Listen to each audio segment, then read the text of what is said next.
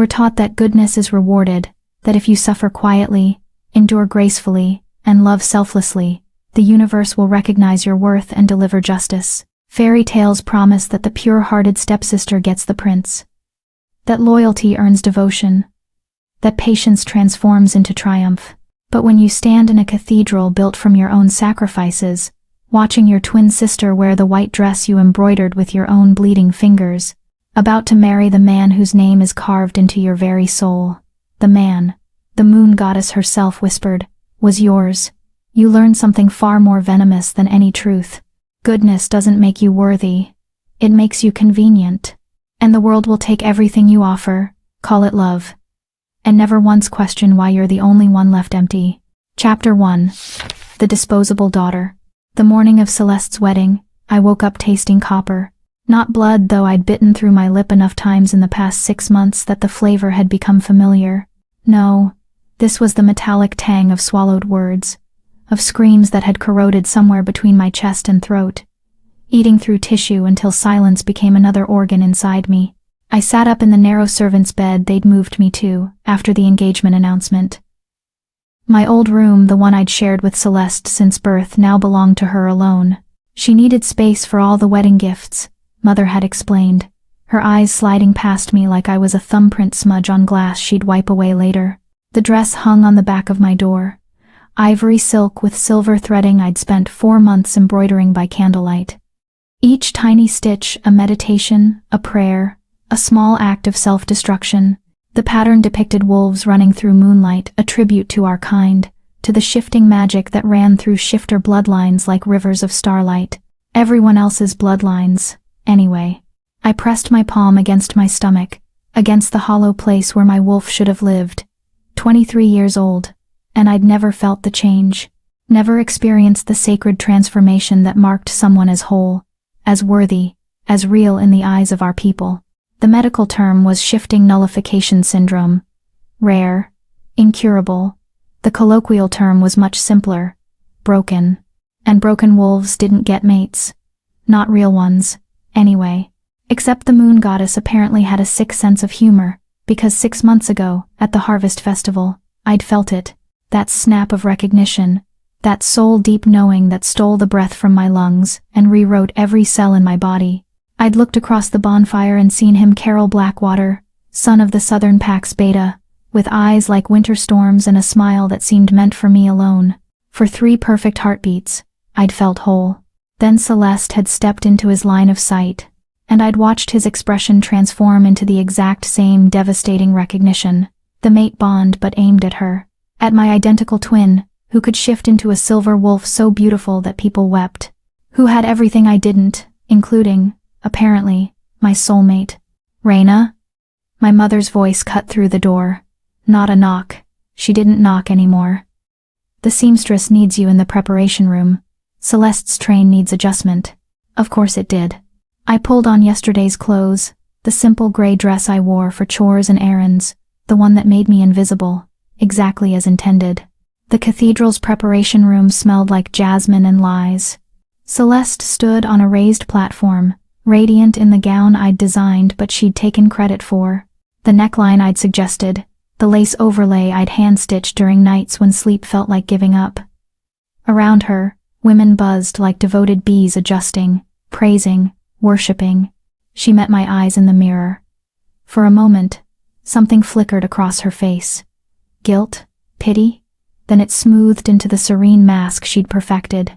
Raina, thank the goddess. This train keeps catching. She gestured to the cathedral-length silk trailing behind her. Can you pin it? You always know exactly how. Because I'd made it. Because I knew every seam, every thread, every place where the fabric wanted to fold. I knelt, pins between my teeth, and began the work of perfecting her day. You look beautiful, I said, because that's what sisters said. What good sisters said. I'm so nervous. Celeste's laugh was musical, pitched for the audience of bridesmaids. What if I trip?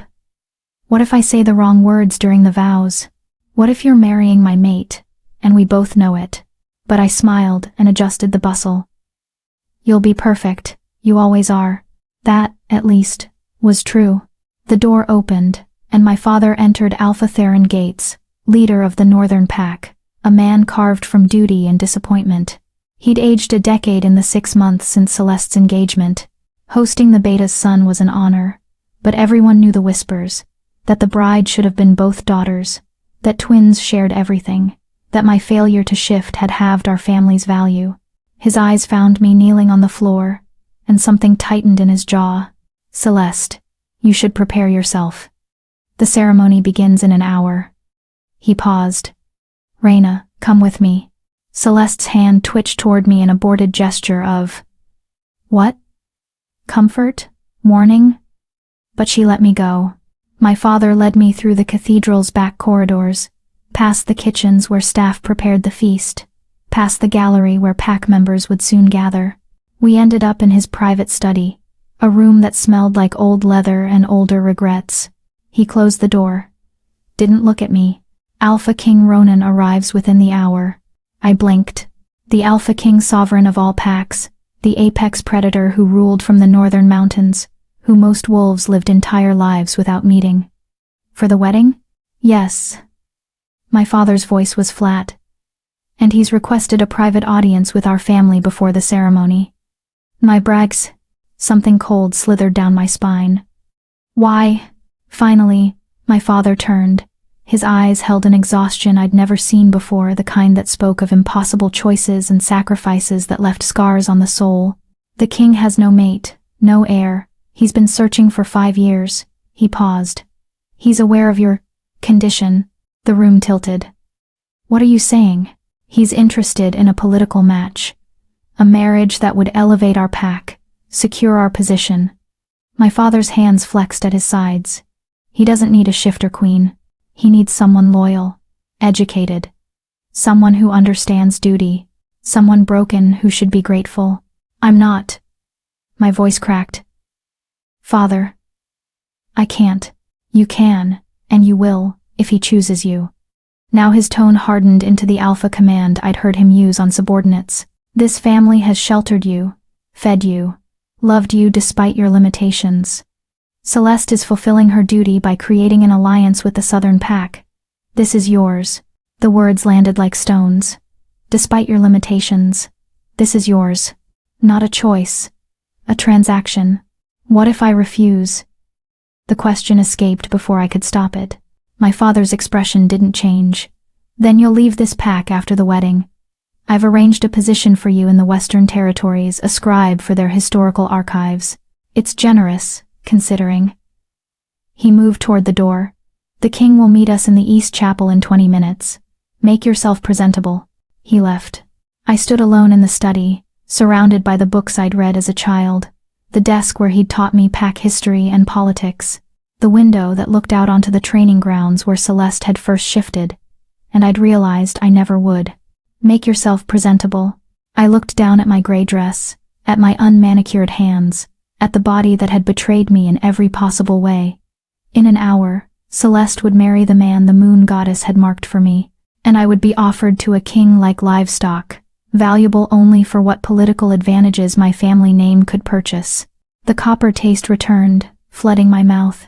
I'd spent my whole life being good, being quiet, being grateful for the scraps of love thrown my way. And this was my reward, a choice between exile or becoming property. I walked to the window and pressed my forehead against the cold glass. Outside, guests were arriving, elegant shifters in formal wear, laughing and embracing, celebrating a love story that had consumed mine like fire-eating paper. Somewhere in the cathedral, Celeste was probably wondering where I'd gone, if I'd finish pinning her dress, if I'd stand beside her during the ceremony and smile while my heart was buried alive. A knock at the door. Miss Reina? A servant's voice, apologetic. The Alpha King has arrived early. Your father requests your immediate presence. I closed my eyes. Goodness doesn't make you worthy. It makes you convenient. I'm coming, I said, and I turned away from the window, away from the last shred of choice I might ever have, and walked toward whatever fresh hell was waiting in the East Chapel. Chapter 2. The King's Bargain. The East Chapel was smaller than the main cathedral, an intimate space designed for private ceremonies and confessions. Stained glass windows filtered autumn sunlight into fragments of crimson and gold, painting the stone floor with broken beauty. My father stood near the altar, his posture military straight. Beside him, my mother wrung her hands, her usual composure fractured into something almost human. And between them, commanding the space like gravity itself had shifted to accommodate him, stood Alpha King Ronan. I'd seen paintings, heard descriptions whispered with equal parts reverence and terror. None of it had prepared me for the reality. He was tall, taller than any shifter I'd ever encountered, with shoulders that suggested violence contained rather than absent. His hair was black as midnight water, pulled back from a face that seemed carved by something angry. Sharp cheekbones, a jaw that could cut glass, lips pressed into a line that suggested smiling was a language he'd forgotten. But it was his eyes that stopped my breath. Pale gold, almost colorless, like sunlight through winter ice. Wolf eyes, even in human form. They found me the moment I entered, and I felt the weight of that gaze like a physical thing, assessing, calculating. Not cruel, but not kind either. The look of someone appraising an investment. Your Majesty, I managed, dropping into the curtsy I'd been taught as a child. I'm honored. Don't. His voice was low, textured like smoke over gravel. I have enough people lying to me today. I froze, halfway through, rising, uncertain. He moved closer, each step deliberate. The scent of him reached me, pine and cold mountain air, something wild that made my hindbrain scream both danger and safety in the same breath. Look at me. It wasn't a request. I raised my eyes. He studied my face with an intensity that felt invasive, like he was reading a text written on my bones. You're the broken one. Not a question. A statement.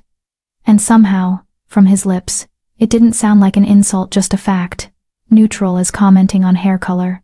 Yes, Your Majesty. My voice came out steadier than I felt. I cannot shift. I have no wolf. Why? The question startled me. People didn't usually ask why. They just knew, or assumed, or pitied. I don't know, I admitted. The healers say my body is healthy. The magic simply isn't there. It never was. Something flickered in those gold eyes. And your twin can shift. Beautifully. That must be difficult. The observation landed like a blade between my ribs, not because it was cruel, but because it was true, and no one ever acknowledged it. They expected me to be happy for Celeste. Proud, supportive. It is what it is, I said carefully. A diplomatic answer. His lips twitched, not quite a smile, but close. Your father tells me you're educated, that you've studied pack law, history, 6 languages, and strategy. I had more time than most, because I wasn't training with the other young wolves, wasn't learning to hunt or fight or do any of the things that made shifters shifters. Books don't require claws. No, they require something rarer: patience and intelligence. He turned to my father. Leave us. My mother made a small sound of protest. Your Majesty, propriety. I'm the king, I am propriety. He didn't raise his voice, but the command in it was absolute. Go.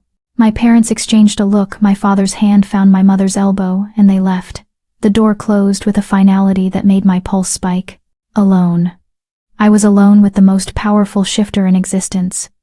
In a chapel that suddenly felt much smaller, King Ronan walked to one of the stained glass windows, his back to me. I'm going to be direct, renegades, because I suspect you're tired of people dancing around truth. Yes, Your Majesty. I need a queen. Not a mate, I had one of those. She died 3 years ago in childbirth, along with our son. His voice didn't waver, but something in the air shifted, grew heavier. The council has been pressuring me to remarry, to produce an heir, to maintain stability. My throat tightened. I'm sorry for your loss. Are you? He glanced over his shoulder. Or are you just saying what you think I want to hear? The question felt like a test. I decided on honesty. I had so little left to lose. Both. I am sorry, because losing loved ones is agony, I understand. But yes, I'm also saying what seems appropriate, because I've been trained my entire life to smooth social situations and make powerful people comfortable. I paused. Is that direct enough, Your Majesty? For the first time, He smiled. It transformed his face from intimidating to something almost human, though no less dangerous. Better. He turned fully toward me. I don't need love, Reina. I had that. It destroyed me when I lost it, and I won't be destroyed again. What I need is a partner. Someone intelligent enough to manage court politics, strategic enough to navigate alliances, and strong enough to endure the scrutiny that comes with being queen, and someone who can't shift. I added quietly. His expression shifted surprise, perhaps, that I'd said it aloud. Yes, he admitted. Someone the council will underestimate. Someone they'll assume is weak, controllable, irrelevant. He moved closer again, and I forced myself not to step back. But you're not weak, are you? You're something far more dangerous. You're adaptable. You've survived in a world that told you you were worthless. And you're still standing. The words burrowed under my skin, finding places that hurt and soothing them with recognition I'd never expected. What exactly are you offering, Your Majesty? A marriage. Political, practical, and permanent. He held my gaze. You would be queen of all Pax. You'd have wealth, power, protection. Everything you've been denied because of an accident of biology. And in return, you fulfill the role, attend state functions, produce heirs if possible, though that's not a requirement. His voice dropped. And you give me loyalty. Real loyalty, not the performance of it. I have enough people who bow and scheme. I need someone who will tell me the truth, even when it's uncomfortable. My mind raced. This was everything my father wanted, a strategic alliance, elevation for our pack. But it was also a cage, gilded and vast, but still a cage. Why me? The question escaped. You could have anyone. Someone who can shift, someone beautiful. Your sister is beautiful, he interrupted. She's also marrying someone else in approximately 30 minutes. And beauty is easy to find, Reina. Intelligence combined with desperation is much rarer. The word desperation hung between us, like an accusation. You think I'm desperate. I think you're practical. Your father has given you a choice. Marry me or face exile. He was quite clear about that. King Ronan's expression didn't change. So yes, you're desperate, but so am I. The council grows bolder. There are whispers of challenges to my authority, questions about my fitness to rule without an heir. I need to secure my position, and I need to do it now. He was right. I was desperate. And he was using that desperation like a lever, prying open my options until only one remained. But there was something else in his words. Something underneath the cold strategy. I won't be destroyed again. What happened to your mate? I asked softly. If I may. His jaw tightened. For a moment, I thought he wouldn't answer. Then, she was kind, gentle, everything a Luna should be. His voice went distant. The pregnancy was difficult. The healers said she was too fragile, that carrying a shifter child might kill her. I told her we'd wait, that we'd find another way. He paused. She didn't listen. She thought giving me an heir was more important than her own life. And she was right. In a way, she died doing her duty. The child didn't survive either. The pain in those words was buried deep, compressed under years of control.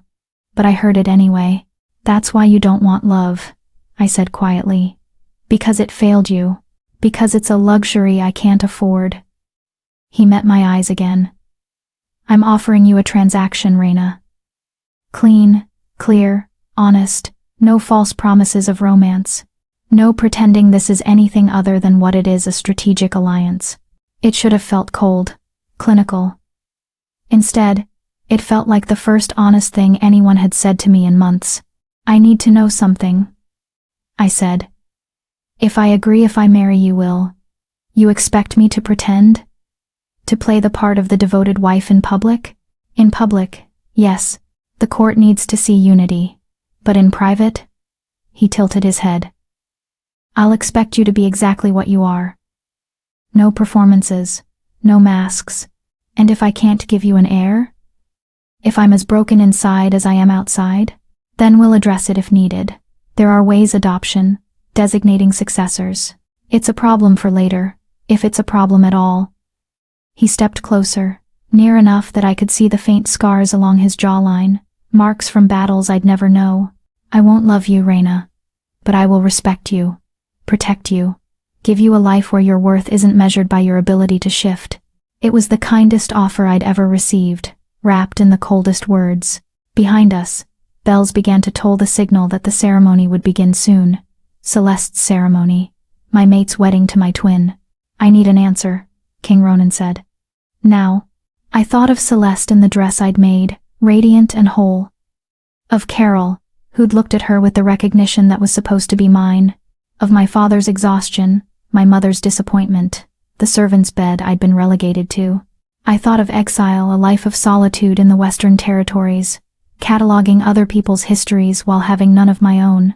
And I thought of this man before me, this king who'd loved and lost and built walls so high he'd forgotten what it felt like to be vulnerable, who was offering me not love, but something possibly more valuable, a place where I could exist without apology.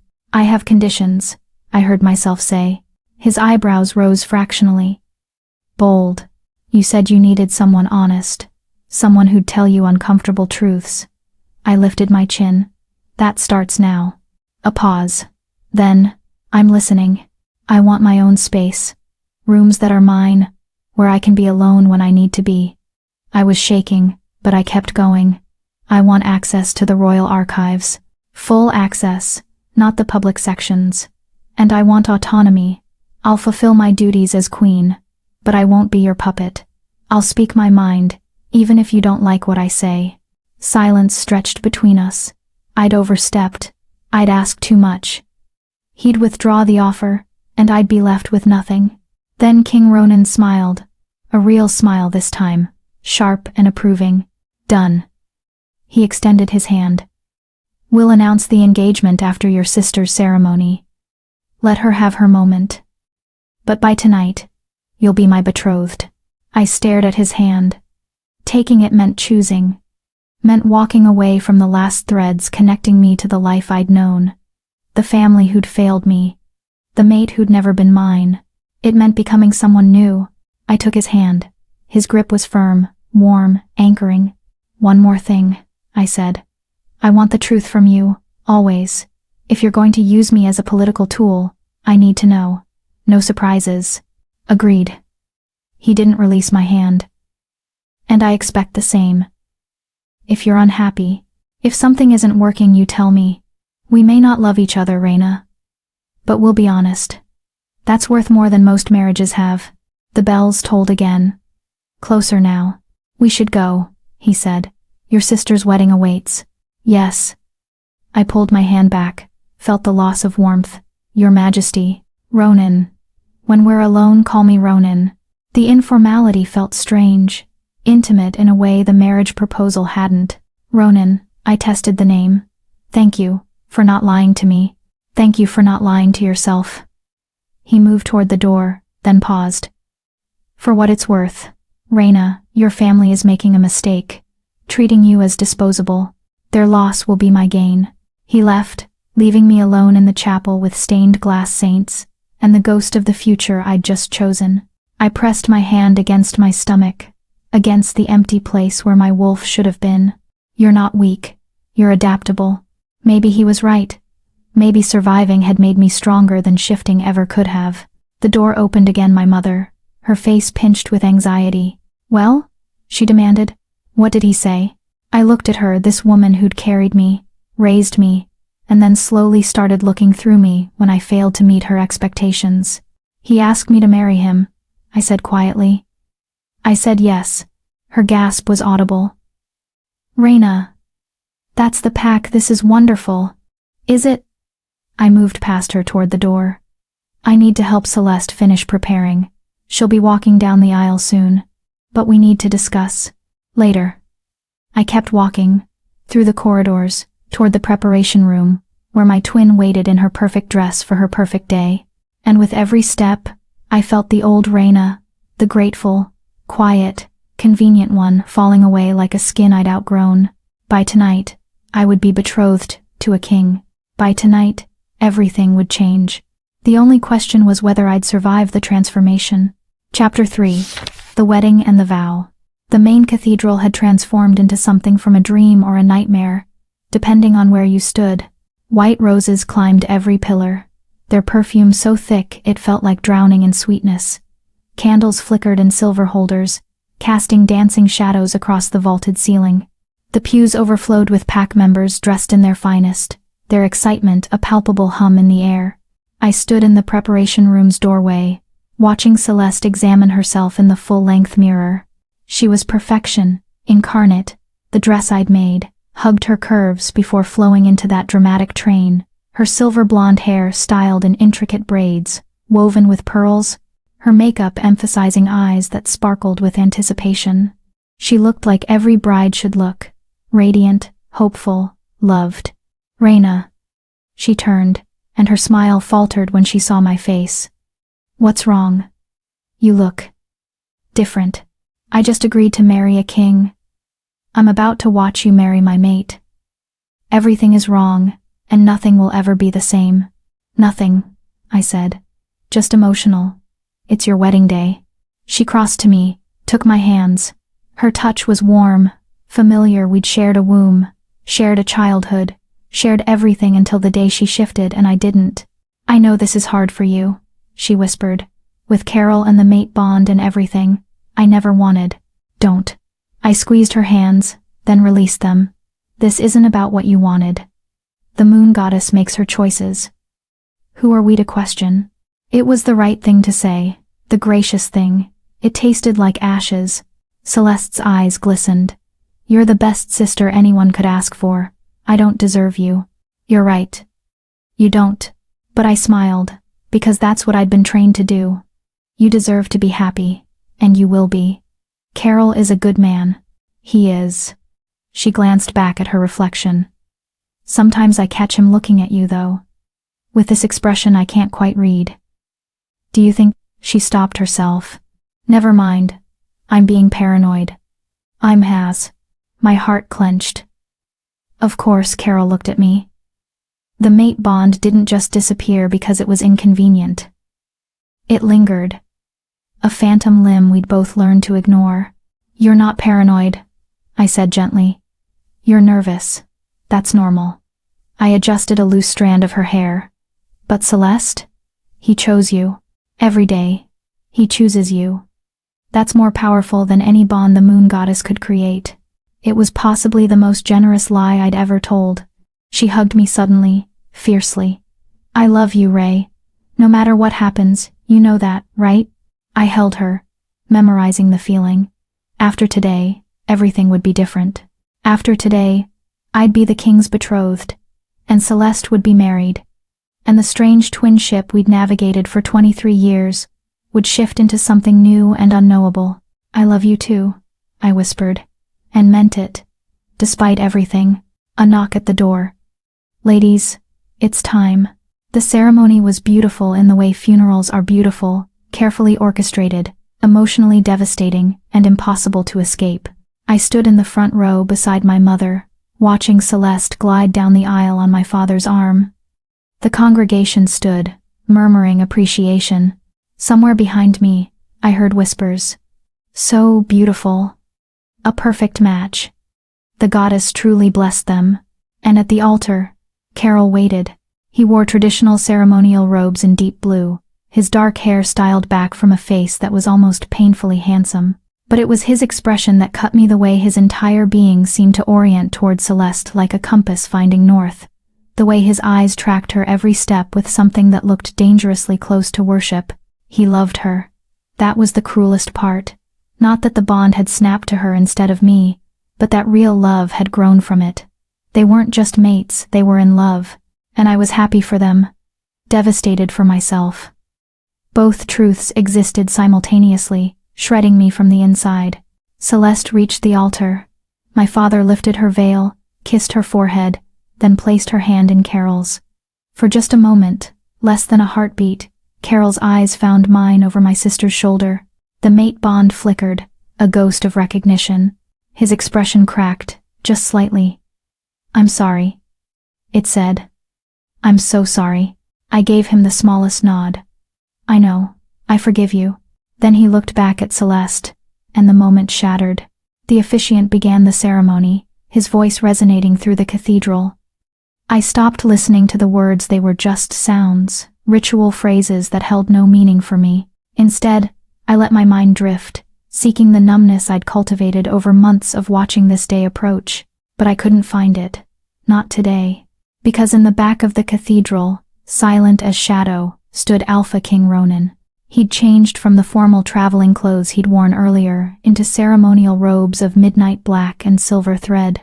Even from this distance, I felt the weight of his presence, the way the room seemed to unconsciously orient around him, the way pack members' attention kept sliding toward him before darting away, too intimidated to stare directly. He was watching me, not the ceremony, not the beautiful bride or the handsome groom.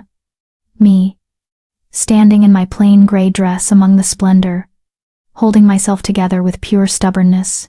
Our eyes met across the crowded cathedral, and something passed between us. Not attraction, I wasn't naive enough to call it that.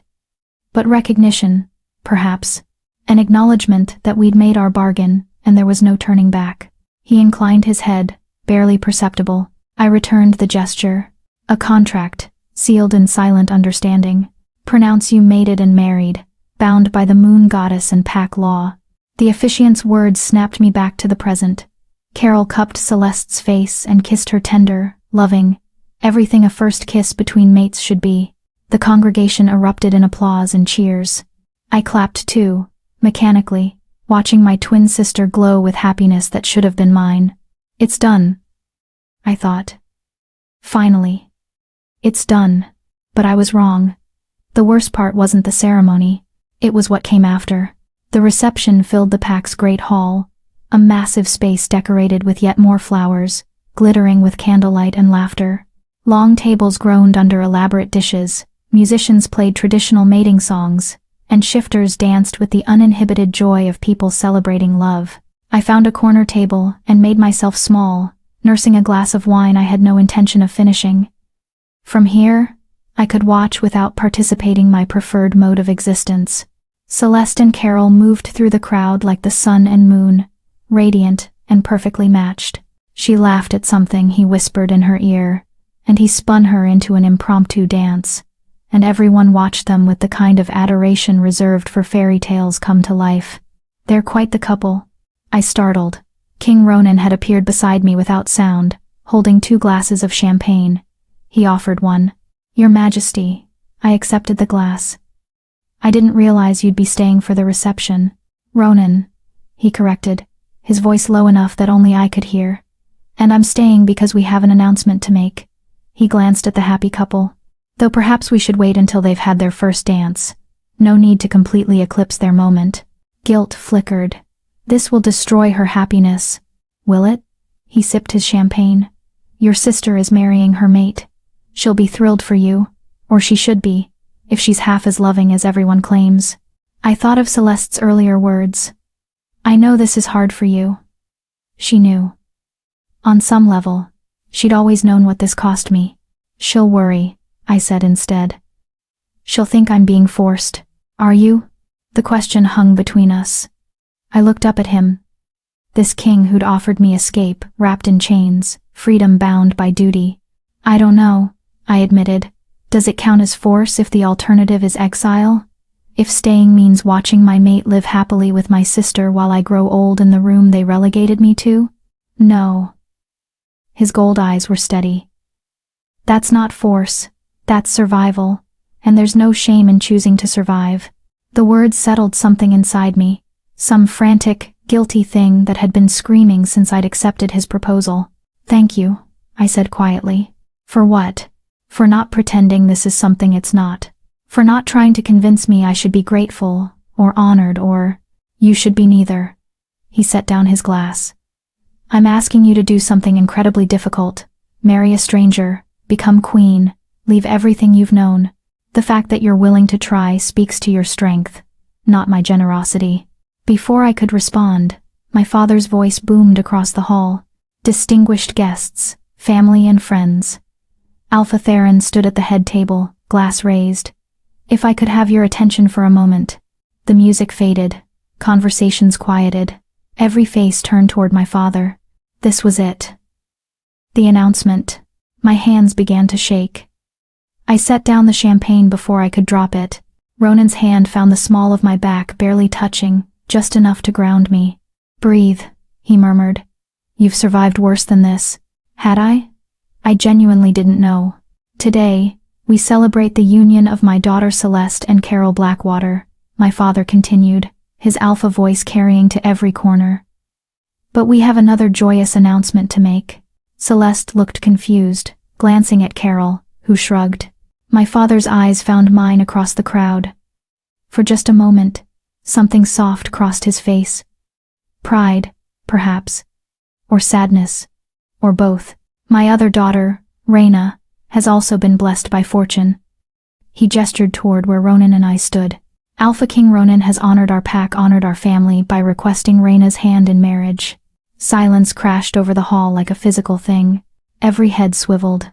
Every eye found me, standing in my gray dress next to the king in his midnight robes. I watched the emotions ripple through the crowd. Shock, disbelief, calculation. Someone whispered, "The broken one?" Another voice hissed, "She can't even shift." But Ronan stepped forward, drawing attention like gravity, and the whispers died. "I've chosen Reyna Gates as my queen," he said, his voice carrying the absolute authority of someone who'd never been questioned. "She possesses the intelligence, strength, and character required for the role. Any who doubt my choice, doubt my judgment, and I trust that won't be an issue." The threat underlying those words was silk-wrapped but unmistakable. "Furthermore," Ronan continued, "she's accepted my proposal of her own free will.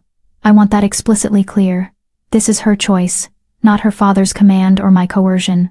Reyna," he extended his hand toward me. Every eye in the hall locked onto that outstretched hand. An invitation, a test, a public declaration. I could refuse. Even now, I could walk away, accept exile, disappear into obscurity. Or I could step forward into a life I'd never imagined, beside a man I didn't love, into a role I'd never prepared for. I thought of Celeste in her wedding dress, radiant and whole. I thought of Carol's apologetic eyes. I thought of my mother's disappointment and my father's exhaustion and the servant's bed I'd been sleeping in for 6 months. And I thought of Ronan's words. "You're not weak. You're adaptable." I took his hand. The crowd gasped, whether in approval or horror, I couldn't tell. But Ronan pulled me closer, his grip steady, anchoring. "To new beginnings," he said, loud enough for everyone to hear. Then, softer, just for me. "You did well." The hall erupted, some in applause, others in frantic whispers. My father was beaming with political triumph. My mother looked torn between joy and concern. And Celeste. She'd gone pale, her hand clutching Carol's arm. Our eyes met across the crowd, and in her expression, I saw a dozen emotions. Surprise, confusion, guilt, and something that might have been relief. Now she doesn't have to worry about me, I realized. Now I have my own future. She mouthed something that looked like, "Are you sure?" I nodded once. "Yes, I'm sure." It was possibly the first time I'd been sure of anything in years. Carol leaned down, whispered something to Celeste. She nodded, and together they crossed the hall toward us, the married couple approaching the newly betrothed, a symmetry that would have been poetic if it weren't so painful. "Congratulations," Carol said, his voice strained but genuine. He extended his hand to Ronan, who shook it with the easy authority of someone who feared nothing. "And to you both," Ronan replied smoothly. "May your union bring strength to your packs." The formal words hung between them, two alphas exchanging pleasantries while carefully not acknowledging the bizarre tangle of fate that had brought us all to this moment. Celeste threw her arms around me, heedless of protocol. "Ray, is this really what you want?" I hugged her back, breathing in her familiar scent, jasmine and honey. "Yes. I promise. But you barely know him. And being queen, that's so much pressure." "I know." I pulled back, held her shoulders. "But Celeste, I can't stay here. Not anymore. This is my chance to be something other than the twin who can't shift." Her eyes filled with tears. "You were never just that to me." "I know." I did know, despite everything. but I need to be more than that to myself. She nodded, understanding even if she couldn't fully agree. Then I'm happy for you, truly. She glanced at Ronan, who'd tactfully turned to speak with Carol. He seems intense. He is. I managed a small smile. But he's honest, and right now, that's worth more than romance. Celeste squeezed my hands one more time, then stepped back to Carol's side. They looked perfect together, mates in truth, in love, in destiny. And I stood beside a king I'd met 3 hours ago, preparing to become queen of a kingdom I'd never seen. The musicians struck up a new song, something joyful and fast-paced. Couples flooded the dance floor, the party resuming its celebration, now that the shock of the announcement had faded into excited gossip. We should dance, Ronan said. It's expected. I'm not very good at dancing. Neither am I. He offered his hand again, a wry smile tugging at his lips. We'll suffer through it together. I let him lead me onto the floor, hyper-aware of every eye tracking our movement. His hand settled on my waist, mine on his shoulder, the traditional position for a formal waltz. Relax, he murmured as we began to move. You're holding yourself like you're about to be attacked. I feel like I am. I tried to follow his lead, stumbled slightly. Everyone's watching. Let them. He guided me through a turn with surprising grace. By tomorrow, this will be old news. By next week, they'll have moved on to newer scandals. And by next month, you'll be queen. And they'll all be bowing. The certainty in his voice should have been comforting. Instead, it terrified me. We danced in silence for several measures, him leading with efficient competence, me trying not to step on his feet. Around us, other couples spun and laughed, lost in their own joy. Raina, Ronan said quietly, I want you to understand something. I looked up at him, at those winter gold eyes. I meant what I said earlier. About honesty, about respect. This arrangement, it's not traditional. And it won't be easy, but I will keep my promises to you. He paused. All of them. Something in his tone made my breath catch. Even the ones about autonomy, about letting me speak my mind, especially those. His hand tightened fractionally at my waist. I've had enough yes-men and sycophants to last several lifetimes. What I need is someone who'll tell me when I'm being an idiot. Despite everything, the shock, the fear, the strangeness of this entire day, I laughed. Actually laughed. Then you've chosen correctly, Your Majesty. I have extensive experience calling out idiocy. His smile was real this time, reaching his eyes. Good. I look forward to it. The song ended. We stepped apart, maintaining proper distance. But something had shifted. Some invisible wall had developed a crack, letting in the smallest sliver of possibility. Maybe this wouldn't be completely terrible. Maybe we could build something functional from the ruins of our separate devastations. Maybe. Ray. I turned to find my younger cousin Mira pushing through the crowd, her face flushed with excitement. Is it true? You're really marrying the Alpha King? Yes. The word still felt surreal. That's incredible. When's the wedding? Where will you live? Will you come back to visit? The questions tumbled out faster than I could process. Ronan cleared his throat gently. Perhaps we should discuss details somewhere more private. Raina, he was offering me an escape from the overwhelming attention, the probing questions, the weight of expectations I couldn't yet carry. I took it. Excuse me, Mira. We need to discuss arrangements. I let Ronan guide me toward a side door, away from the noise and eyes and suffocating celebration. We ended up in one of the smaller drawing rooms, a space usually reserved for private pack meetings. The noise from the reception faded to a dull roar behind thick oak doors. I sagged against a chair, suddenly exhausted. How long until we can leave? Eager to escape? You have no idea. He crossed to a side table, poured 2 glasses of water from a crystal pitcher. Actually, I have a very clear idea. Court functions are exhausting, weddings especially so. I accepted the water gratefully. When does this happen? The actual wedding? 3 weeks. He leaned against the table, studying me. My council will expect a full state ceremony. Tedious, but necessary. Until then, you'll need to come to the capital, familiarize yourself with the palace, meet the key players. 3 weeks. 21 days to transform from disposable daughter to queen. That's not much time. No, but you're intelligent and adaptable, you'll manage. He paused. We'll leave tomorrow morning. Your father has already agreed to the timeline. Of course he has. Bitterness leaked into my voice.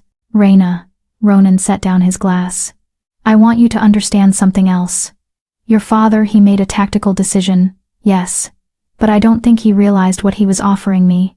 You're far more valuable than he knows. Because I'm educated? Because you survived. He held my gaze.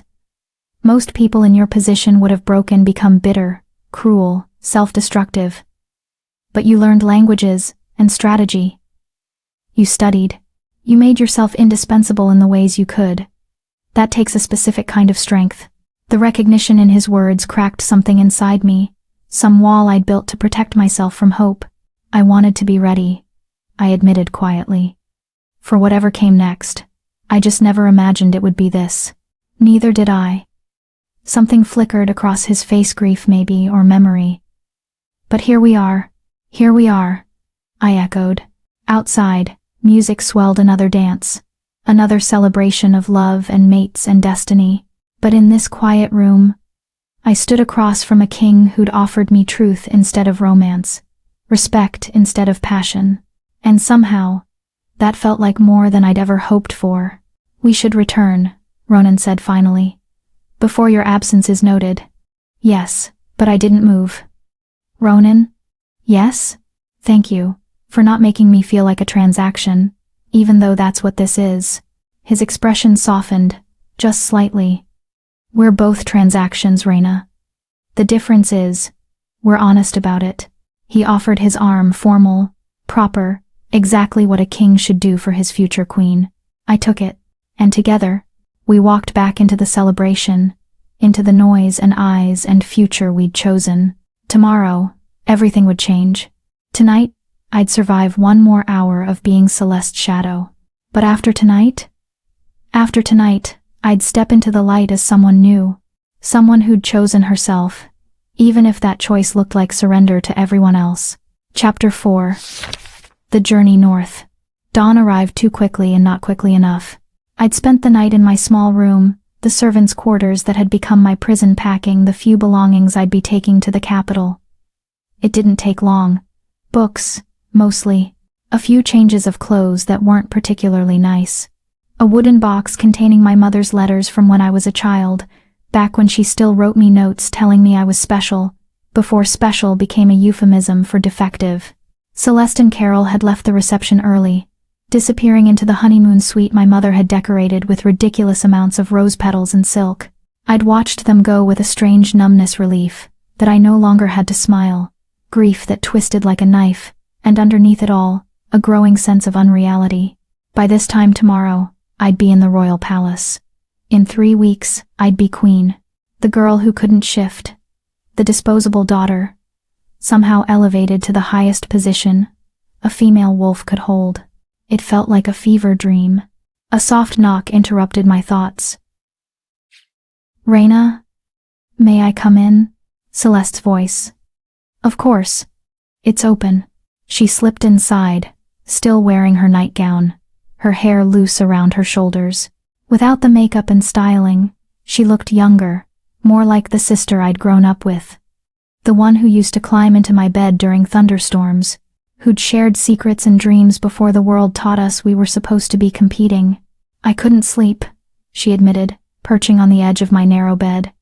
Kept thinking about you leaving. You're married now. You have Carol. You won't even notice I'm gone. Don't. Her voice cracked. Don't pretend like you're replaceable. You're my twin, Ray. Half of me is leaving today. Guilt churned in my stomach. This wasn't her fault, not really. She hadn't asked for the mate bond to snap to her instead of me. She hadn't created a world where shifting determined worth. I'm sorry, I said quietly. That was unfair. It was honest. She pulled her knees up, wrapping her arms around them, a gesture from childhood. I need to know you're really okay with this. With marrying him, because if you're not, if this is just you running away, what would I be running from? I interrupted. My loving family who values me? My comfortable room? My bright future as the twin who failed? Celeste flinched. We never made you feel like a failure, didn't you? I sat beside her, suddenly exhausted. Celeste, I love you. But you have no idea what it's like to watch everyone around you transform into something magnificent while you stay exactly the same. To see people's eyes slide past you, like your furniture. To know that your own parents discuss you in terms of what to do about Reina, instead of what does Reina want. Tears slipped down her cheeks. I tried to help. I always tried. I know. And that almost made it worse. Because your help just highlighted how much I needed it. I took her hand. But this? Marrying Ronan? This is me choosing something for myself. Maybe it's not a love match. Maybe it's strategic and cold. But it's mine. Do you understand? She was quiet for a long moment, processing. Then, he seems hard. Like stone. Maybe I need stone. Maybe I'm tired of people who are soft and kind but ultimately don't choose me. She understood the reference, Carol, the mate, who should have been mine, and her face crumpled. I'm so sorry. I never wanted to hurt you. I know. And I did. That was the tragedy of it. No one had been cruel or malicious. Fate had simply been indifferent. But you did hurt me, Celeste. And staying here, watching you build a life with him, would hurt me every single day for the rest of my life. This way, I get to be something other than your shadow. You were never my shadow. Then why did everyone act like I was? She had no answer for that. We sat in silence, holding hands like we used to as children, feeling the invisible threads that connected us stretching thinner.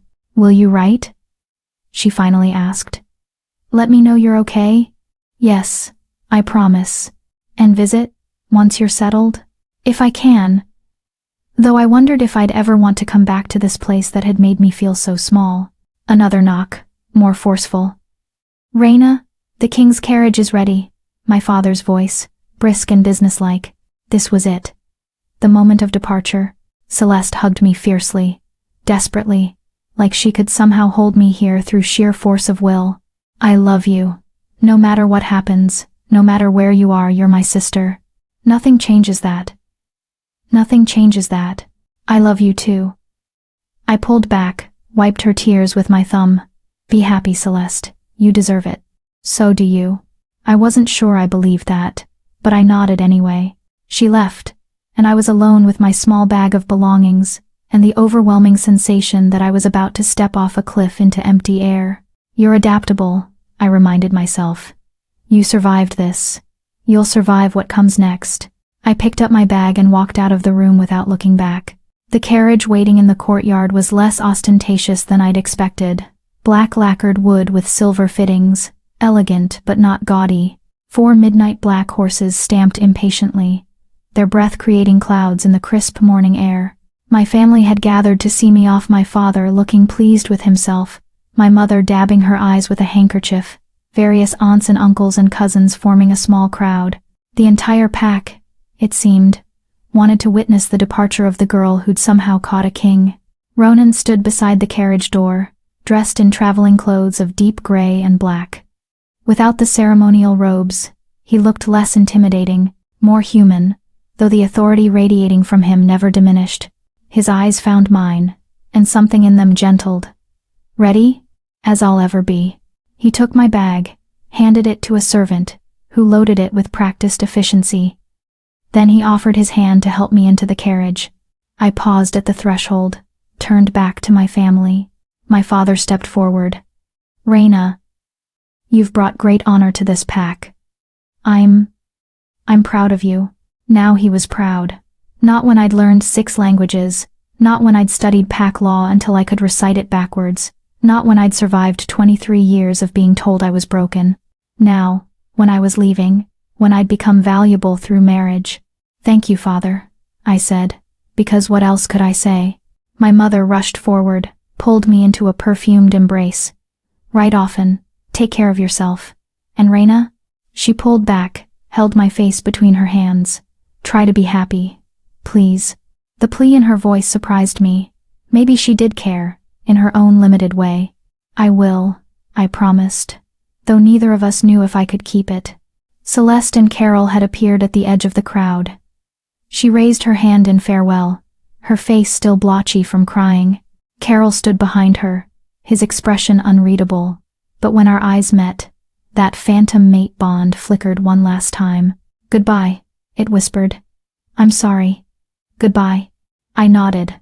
Once acknowledgement, forgiveness, release, and climbed into the carriage. Ronan followed, settling onto the seat across from me. The door closed with a definitive click. A moment later, the carriage lurched into motion. I watched through the window as my family, my pack, my entire past life grew smaller and smaller until the estate disappeared around a bend in the road, and there was nothing but forest and future. "All right?" Ronan asked quietly. I turned away from the window. "Ask me in 3 weeks." A slight smile tugged at his lips. Fair enough. The carriage's interior was comfortable, velvet cushions, small lanterns that swayed gently with the movement, a warm blanket folded in the corner. Across from me, Ronan produced a leather-bound book from somewhere, and began reading, apparently content with silence. I appreciated that. After the emotional intensity of the morning, the wedding, the announcement, I needed quiet to process everything. We traveled for perhaps an hour before curiosity overcame my exhaustion. "How long is the journey?" He looked up from his book. 3 days by carriage, 2 if we pushed, but there's no need to make you uncomfortable. 3 days trapped in a confined space with a man I barely knew. 3 days to figure out how to navigate this strange new dynamic. "Tell me about the palace," I said. "What should I expect?" He set down the book, giving me his full attention. "It's large. Overwhelming, probably, the first time you see it. Built into the mountain itself, with sections dating back 1,000 years. The public areas are grand, meant to intimidate visiting dignitaries. Your private quarters will be in the royal wing, separate from mine but connected by a shared study." "Separate?" I was surprised. I told you I'd give you your own space." I meant it. His gold eyes were steady. "We'll share public areas when necessary, but your rooms are yours. Lock the doors if you want. I won't enter without invitation." The relief was immediate and startling. "Thank you. Don't thank me for basic respect." He leaned back, studying me. "The palace staff will be curious. Some will be welcoming, others wary. You're young, you can't shift, and you're marrying a king who's been notoriously solitary since his mate died. They won't know what to make of you." Should I be worried? No. Wary, perhaps. The head housekeeper, Margaret, is loyal and efficient. I've already instructed her to help you acclimate. But the court, that's more complicated. How complicated? He was quiet for a moment, choosing his words carefully. "The council believes I chose you because you're controllable. Weak. They think this is a political marriage where I'll maintain all the power, and you'll be decorative." Anger sparked. "And what do you think?" "I think they're fools." He said it matter-of-factly. "But their foolishness works in our favor. Let them underestimate you. Learn the palace, learn the players, learn the politics. Then, when you're ready, show them exactly how wrong they were." It was tactical advice, but it was also something else: permission to be strategic, to use my intelligence as a weapon. "You want me to spy for you? I want you to understand what you're walking into. The court is full of people who smile while calculating how to use you. Some will try to befriend you to get closer to me. Others will try to undermine you to diminish my authority. You need to be able to tell the difference. And trust no one. Trust yourself. Trust me, eventually, if I earn it. Everyone else?" He shrugged. "Proceed with caution." It should have been paranoid, this worldview. Instead, it felt realistic. Honest, in a way most people weren't. "What about your council?" I asked. "Will they try to prevent the marriage?" "They wouldn't dare. I'm still the Alpha King, my word is law. But they'll make their displeasure known through smaller acts of resistance. Delayed responses to your requests, subtle disrespect, testing boundaries to see what you'll tolerate." "And what should I tolerate?" His smile was sharp. "Nothing. You're going to be their queen. Command them accordingly." The idea was terrifying and thrilling in equal measure. Me, commanding ancient counselors who'd served kings for decades. Me, wielding authority I'd never imagined possessing. I don't know how to do that, I admitted. How to command. How to be queenly. You'll learn. And Rhaena? He leaned forward slightly. You have something most royals lack. You've lived without power. You know what it's like to be dismissed, overlooked, underestimated. That gives you perspective. Use it. The carriage hit a rough patch of road, jostling us. Outside, the forest had grown denser, older trees with thick canopies that filtered the morning light into green-gold shadows. Can I ask you something? I said. About your mate. Your late mate. His expression shuddered, but he nodded. Yes. Did you love her? I mean, I know you said you did, but was it the mate bond? Or something more? He was quiet for so long I thought he wouldn't answer. Then, both. The bond was instant. Yes, that soul-deep recognition you felt with Carol. But love? He looked out the window. That grew over time. Julie was patient with me, gentle when I was hard, hopeful when I was cynical. She believed I could be better than I was, and somehow, around her, I tried to be. The past tense, the grief buried under carefully controlled words, it was devastatingly human. I'm sorry, I said softly. For your loss. For what you went through. It was 3 years ago. I've learned to function around the absence. He met my eyes again. But that's why I can't do this again, Rhaena. Can't let someone in that way. The bond makes you vulnerable, and vulnerability is dangerous for a king. When Julie died, I nearly abdicated, nearly walked away from everything because the pain was too much to bear and still lead. But you didn't walk away. No, because that would have dishonored her sacrifice. She died trying to give me an heir, trying to secure my throne. The least I could do was keep it. His jaw tightened. So I built walls, made myself stone. As your sister said, it's the only way I know to survive. Understanding settled over me. We were both survivors, both people who'd learned to function despite devastating loss. His walls and my adaptability, different armor for the same wound. I won't try to break down your walls, I said, if that's what you're worried about. I'm not worried. I'm being clear about what this is. He paused. But Rhaena? If you need to talk, if you need anything, I may not be able to give you romantic love, but I can give you honesty, partnership, respect. That has to be enough. It is enough. And, strangely, I meant it. I spent my whole life waiting for someone to choose me because of the mate bond. Maybe it's better this way, chosen for my mind instead of fate's caprice. Perhaps. He picked up his book again. We'll find out. We stopped for lunch at a small inn, a rustic place that served simple food and asked no questions. Ronan had arranged for a private room, sparing us the curious stares and whispered gossip that would have erupted if people realized the Alpha King was traveling with his future queen. I picked at bread and cheese, my appetite minimal. Across the table, Ronan ate with efficient focus, clearly used to taking fuel where he could get it. You need to eat, he observed. It's a long journey, and you barely touched breakfast. I'm not hungry. Nerves? Mostly. I tore off a piece of bread, forced myself to chew. Everything's happening so fast. Yesterday morning, I was pinning my sister's wedding dress. Now I'm here, with you, traveling to become queen. It doesn't feel real. It rarely does. The first time I wore the crown after my father's death, I kept waiting for someone to tell me it was a mistake, that I was too young, too unprepared. He sipped his water. No one did, of course. They just expected me to know what to do. Did you? Not even slightly. I made mistakes. Still do. His expression turned wry.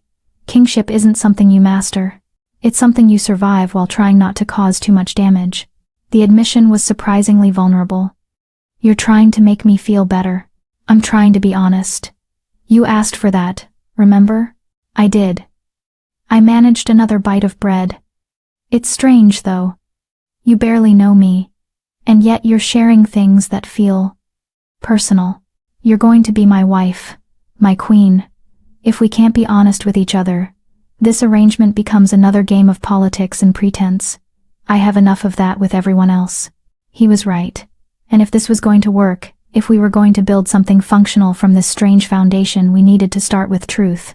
Then can I ask something else? I said. Something that might be uncomfortable? Always. Why haven't you taken another mate? Someone the bond could snap to? It's been 3 years, surely the moon goddess would offer you another chance. His expression hardened. Because I don't want another chance. The bond is supposed to be sacred, once in a lifetime. When Julie died, I begged the moon goddess to let me die too, to follow her wherever she'd gone. Instead, I woke up every morning, with the bond's absence like a missing limb. He set down his cup with controlled force. If the goddess offered me another bond, I'd refuse it. I won't survive loving and losing again. I can't. The raw pain in his words made my chest ache. So you chose me, because you knew there'd be no bond. No risk of that kind of loss. Yes.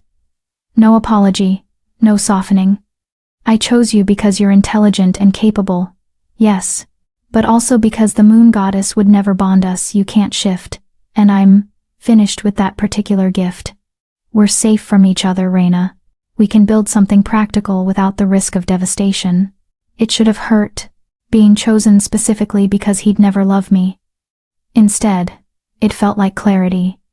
Like understanding the rules of a game before playing it. Safe from each other, I repeated quietly. I suppose there are worse foundations for a marriage. Much worse. He stood, offering his hand. Come, we should keep moving if we want to reach the way station before dark. I took his hand, this was becoming habit, this gesture of formal courtesy, and let him guide me back to the carriage. As we settled in for the afternoon's travel, I found myself studying him. This king, who'd loved deeply and lost catastrophically, who'd built walls so high he'd forgotten what it felt like to be vulnerable, who'd chosen me precisely because I was safe, no mate bond, no risk, no threat to the careful control he'd constructed. We were both broken, in our own ways, but maybe broken things could still be useful. Maybe we could build something functional from our collective damage. Outside the carriage window, the landscape shifted, fewer farms, more wilderness, the forest growing darker and older as we traveled north toward the mountains, toward the palace, toward whatever future we'd create together. I closed my eyes and tried to imagine it. Me, as queen, commanding councils, navigating politics, standing beside a king who'd promised me respect but not love. It should have terrified me. Instead, for the first time in months, I felt something almost like hope. We reached the way station just as twilight painted the sky in shades of violet and gold. It was a fortified inn designed for high-ranking travelers, with guards and private suites, and the kind of security that discouraged questions. Ronan had arranged for adjoining rooms, separate spaces connected by a shared sitting area. True to his word about giving me privacy, about honoring boundaries, a servant had already unpacked my meager belongings. My few dresses hung in a massive wardrobe, looking lost. My books sat on a bedside table next to fresh flowers someone had arranged. It was the nicest room I'd ever slept in, and I felt like an imposter. A knock at the connecting door. Reina? May I come in? Yes. Ronan entered, changed from traveling clothes into something more casual, a simple shirt and trousers that made him look younger, less intimidating. He carried 2 glasses of wine. You look overwhelmed, he observed, offering me a glass. Your powers of observation are astounding, I said dryly, then winced. Sorry. That was honest? He smiled. Good. I meant what I said about wanting you to speak your mind. I accepted the wine, sank into a plush chair by the window. Outside, stars were beginning to appear, brighter here than in the packlands I'd left behind. Ronan settled into the opposite chair, comfortable with the silence.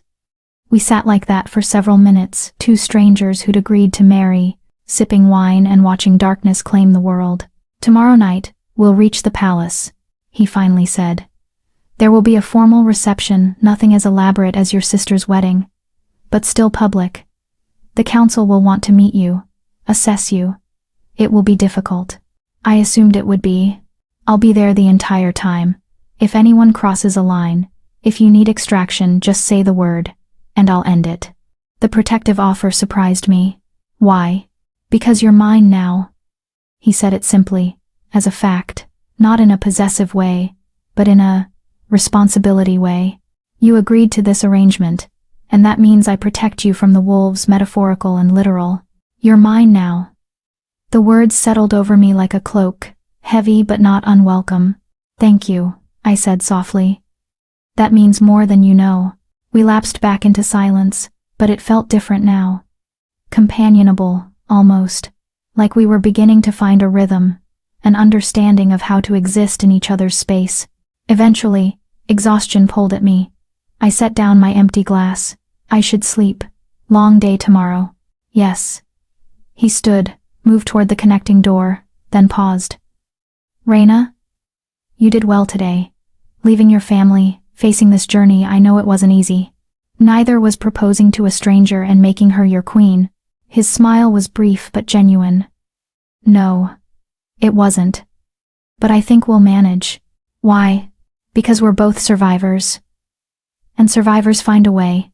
He closed the door between our rooms, leaving me alone with the too large wardrobe, the too nice flowers, and the strange, terrifying hope that maybe, just maybe, I'd made the right choice. I changed into a nightgown, climbed into the massive bed, and stared at the ceiling. Tomorrow, I'd meet the court. Tomorrow, I'd begin transforming into whatever a queen was supposed to be. But tonight, I was just Raina, the girl who couldn't shift, who'd watched her twin marry her mate, who'd chosen stone over softness and strategy over love. And somehow, impossibly, that felt like enough.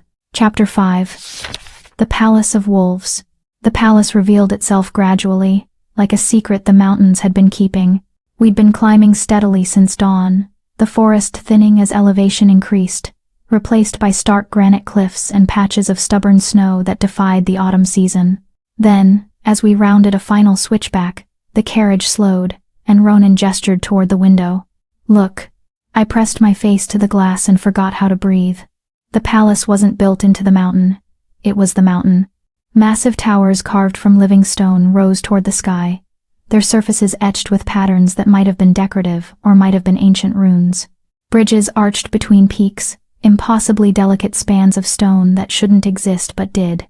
Windows glittered like dark eyes watching our approach.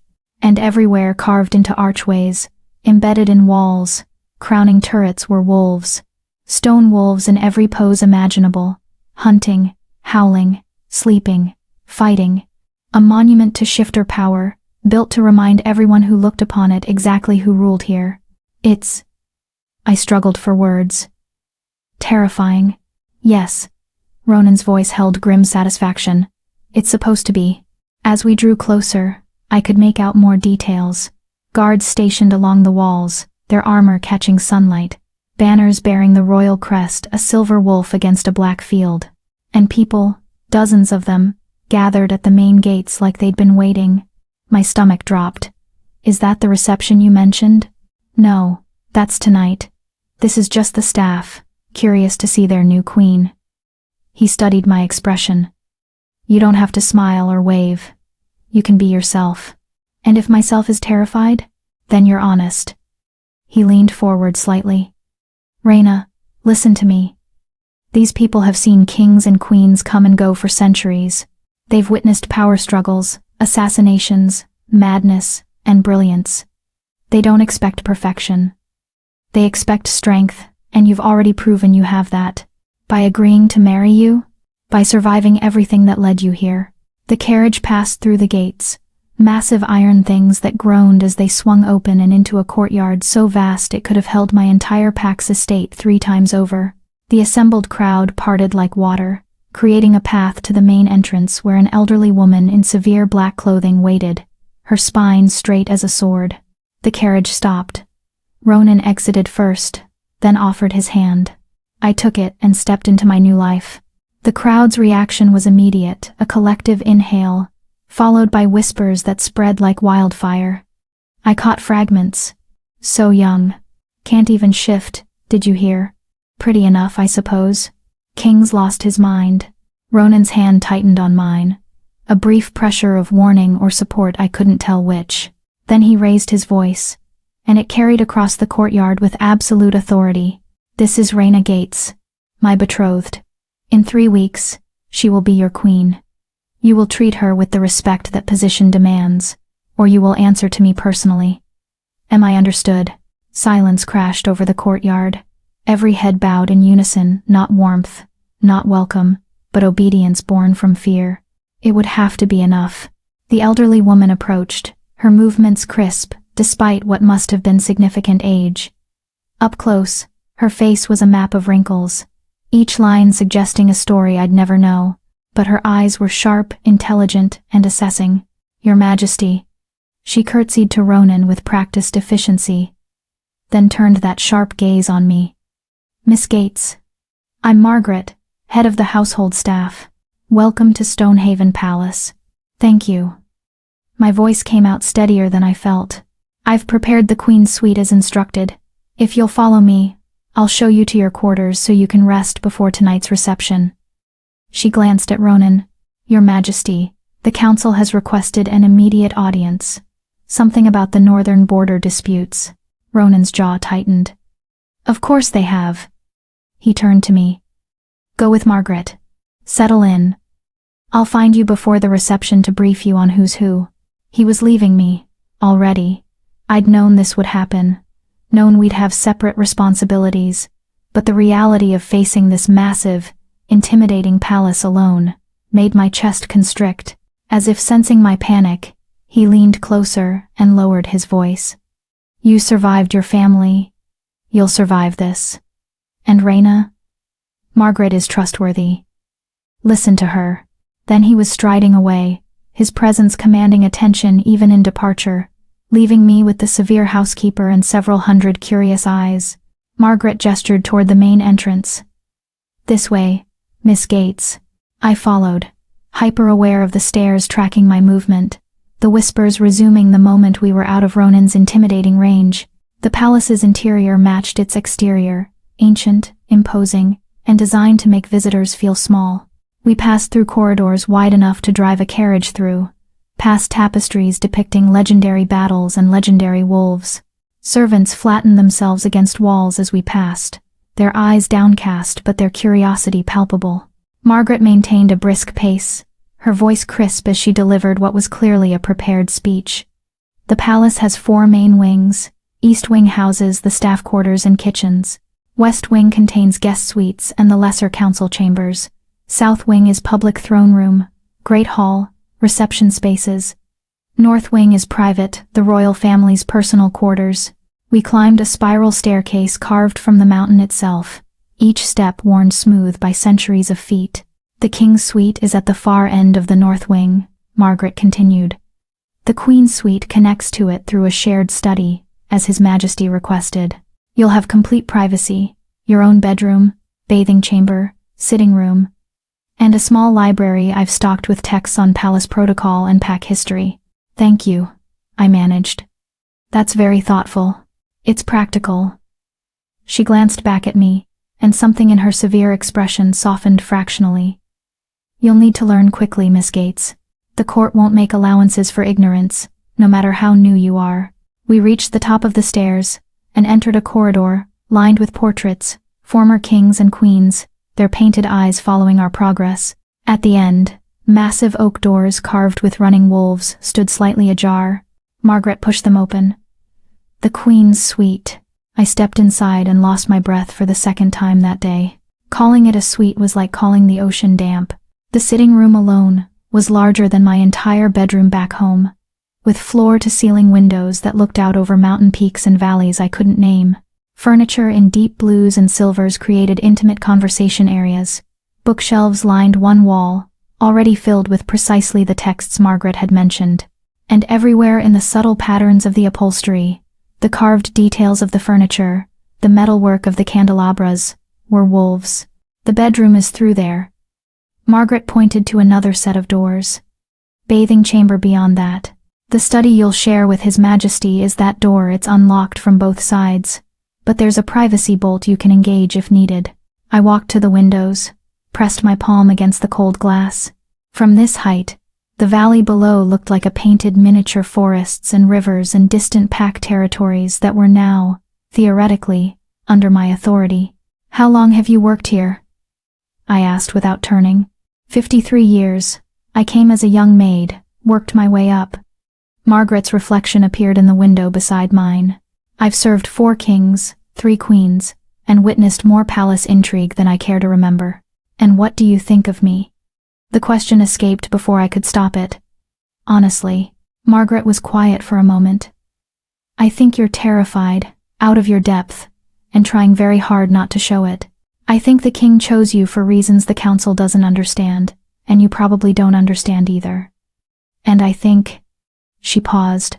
I think if you're smart and careful, you might survive. That's not particularly encouraging. I'm not paid to be encouraging, Miss Gates. I'm paid to run this household efficiently. She moved toward the door. The reception begins at 8. I'll send attendants at 7 to help you dress. His Majesty has already selected appropriate clothing. It's in the wardrobe. Wait. I turned to face her. Can I ask you something? You can ask. I may not answer. The king's late mate, Julie. What was she like? Margaret's severe expression flickered something that might have been grief, carefully controlled. She was kind, gentle, everything this palace isn't. She softened His Majesty, made him laugh, reminded him that there was more to life than duty and war. Her voice hardened. And the pregnancy killed her slowly, painfully, while he watched helplessly. It destroyed something in him. He hasn't been the same since. The words painted a picture of a love so deep that its loss had been cataclysmic. No wonder Ronan had built walls. No wonder he'd chosen me specifically because I was safe. I'm not here to replace her, I said quietly. I know I can't. Good, because the court will compare you to her constantly. They'll find you wanting you're younger. You can't shift. You're an unknown. Margaret's gaze sharpened. But you have something she didn't. What? You've already survived being underestimated. Use that. She left before I could respond, the door closing with a definitive click. I stood in the too large sitting room, surrounded by luxury I'd never imagined, and felt the weight of expectations settling over me like chains made of silk and silver. You survived being underestimated. Use that. Maybe Margaret was right. Maybe my weakness could be a weapon if I wielded it correctly. I walked to the bookshelf, pulled down a volume titled, A Complete History of the Royal Court. If I was going to face these people tonight, I needed to understand who they were, what they wanted, and how to navigate their expectations. I had 4 hours until the reception. Time to stop being Raina Gates, the disposable daughter, and start becoming whoever the queen needed to be. At precisely 7 o'clock, 3 attendants arrived, 2 young women and a man, all moving with the efficient coordination of people who'd done this many times before. They descended on me with professional detachment, transforming me from travel-worn and overwhelmed into something resembling royalty. The bath they'd drawn was almost uncomfortably hot, scented with oils I couldn't name. They washed my hair with careful thoroughness, then spent what felt like hours arranging it into an elaborate updo that exposed my neck and made me look older, more regal. The dress Ronan had selected sat waiting on the bed, deep midnight blue that reminded me of the sky just after sunset, with silver embroidery that caught the light like starlight. It fit perfectly, which shouldn't have surprised me. Kings had resources for such things.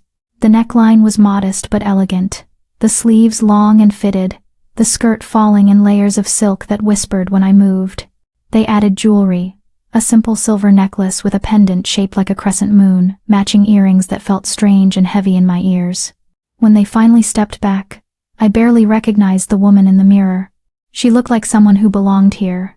Someone who could command a room, navigate politics, stand beside a king without flinching.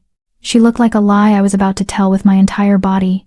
"You look beautiful, Miss Gates," one of the attendants said softly. "The court won't know what hit them." I hoped she was right. A knock at the door, authoritative, familiar. Ronan's voice came through. "Raina, may I enter?" "Yes." He stepped inside, and I watched his expression shift surprise, perhaps, or approval.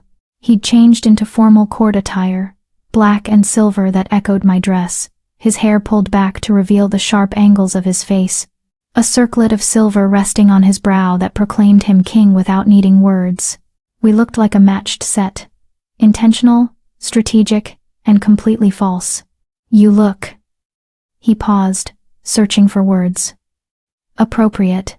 That's possibly the least romantic compliment I've ever received. His lips twitched. I'm trying to be honest. You look like a queen, Reyna. That's what matters tonight. The attendants had melted away, leaving us alone. Ronan circled me slowly, assessing with the same careful attention he'd used when we first met. The council will be watching for weakness, he said. Signs that you're overwhelmed, uncertain, malleable. Don't give them anything. So no crying, fainting, or running away screaming. Got it. I'm serious. He stopped in front of me. These people are predators. They'll test you, push boundaries, try to determine exactly how much disrespect they can show before I intervene. You need to establish dominance immediately. I'm not an alpha. I can't even shift. How am I supposed to establish dominance? With your mind, with words. He held my gaze. You're educated, intelligent, and observant. Use those weapons. When someone tries to belittle you, respond with such perfect courtesy that it becomes an insult. When they question your authority, cite pack law they've forgotten. Make them realize that underestimating you is a mistake. It was the same advice Margaret had given, phrased differently.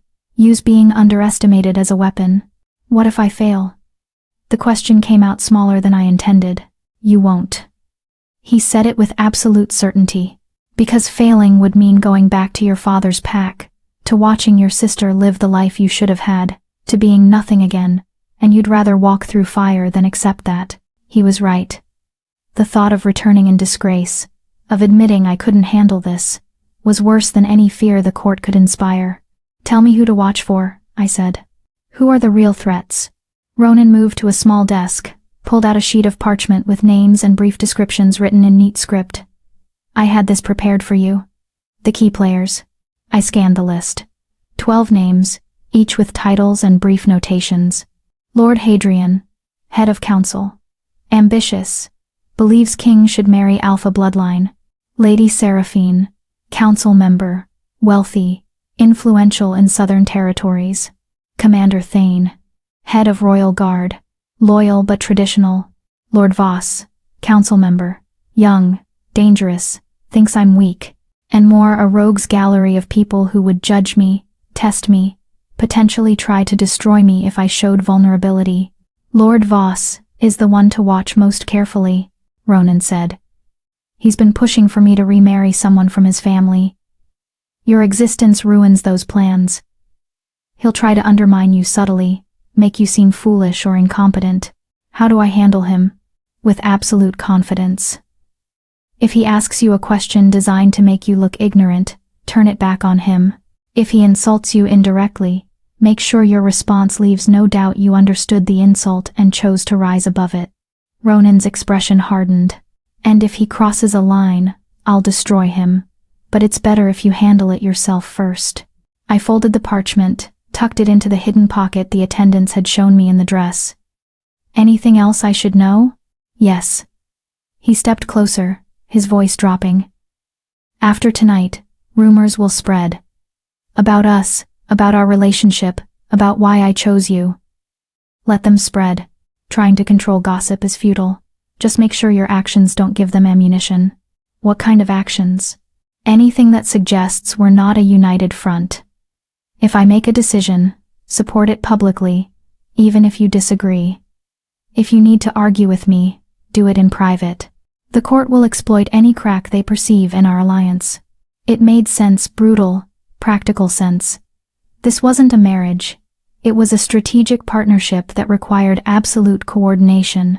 I understand. He studied me for a long moment. You're trembling. I looked down at my hands. He was right. They were shaking slightly. I'm terrified. Good. Fear keeps you sharp. Just don't let them see it. He offered his arm. Ready? No. I was absolutely not ready. But I took his arm anyway. Felt the solid warmth of him through the formal fabric. As I'll ever be. We walked through the connecting study, a space I'd explore later, filled with books and papers, and the organized chaos of someone who actually worked rather than simply ruled, and into the corridor beyond. The sounds of the reception reached us before we arrived. Music, laughter, the low murmur of dozens of conversations happening simultaneously. 2 guards stood at the entrance to the great hall, their expressions neutral but their eyes assessing. Ronan nodded to them.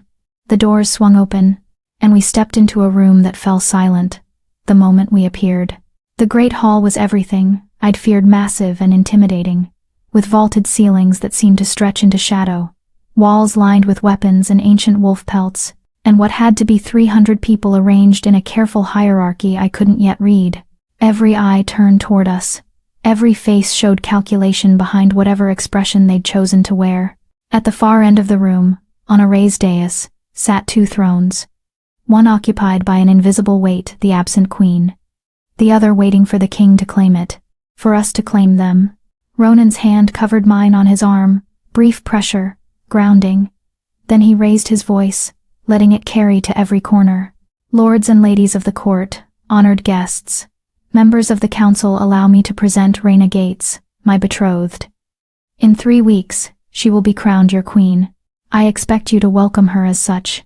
The court erupted in applause, polite, measured, completely devoid of genuine warmth, but they bowed, a rolling wave of obeisance that rippled through the crowd.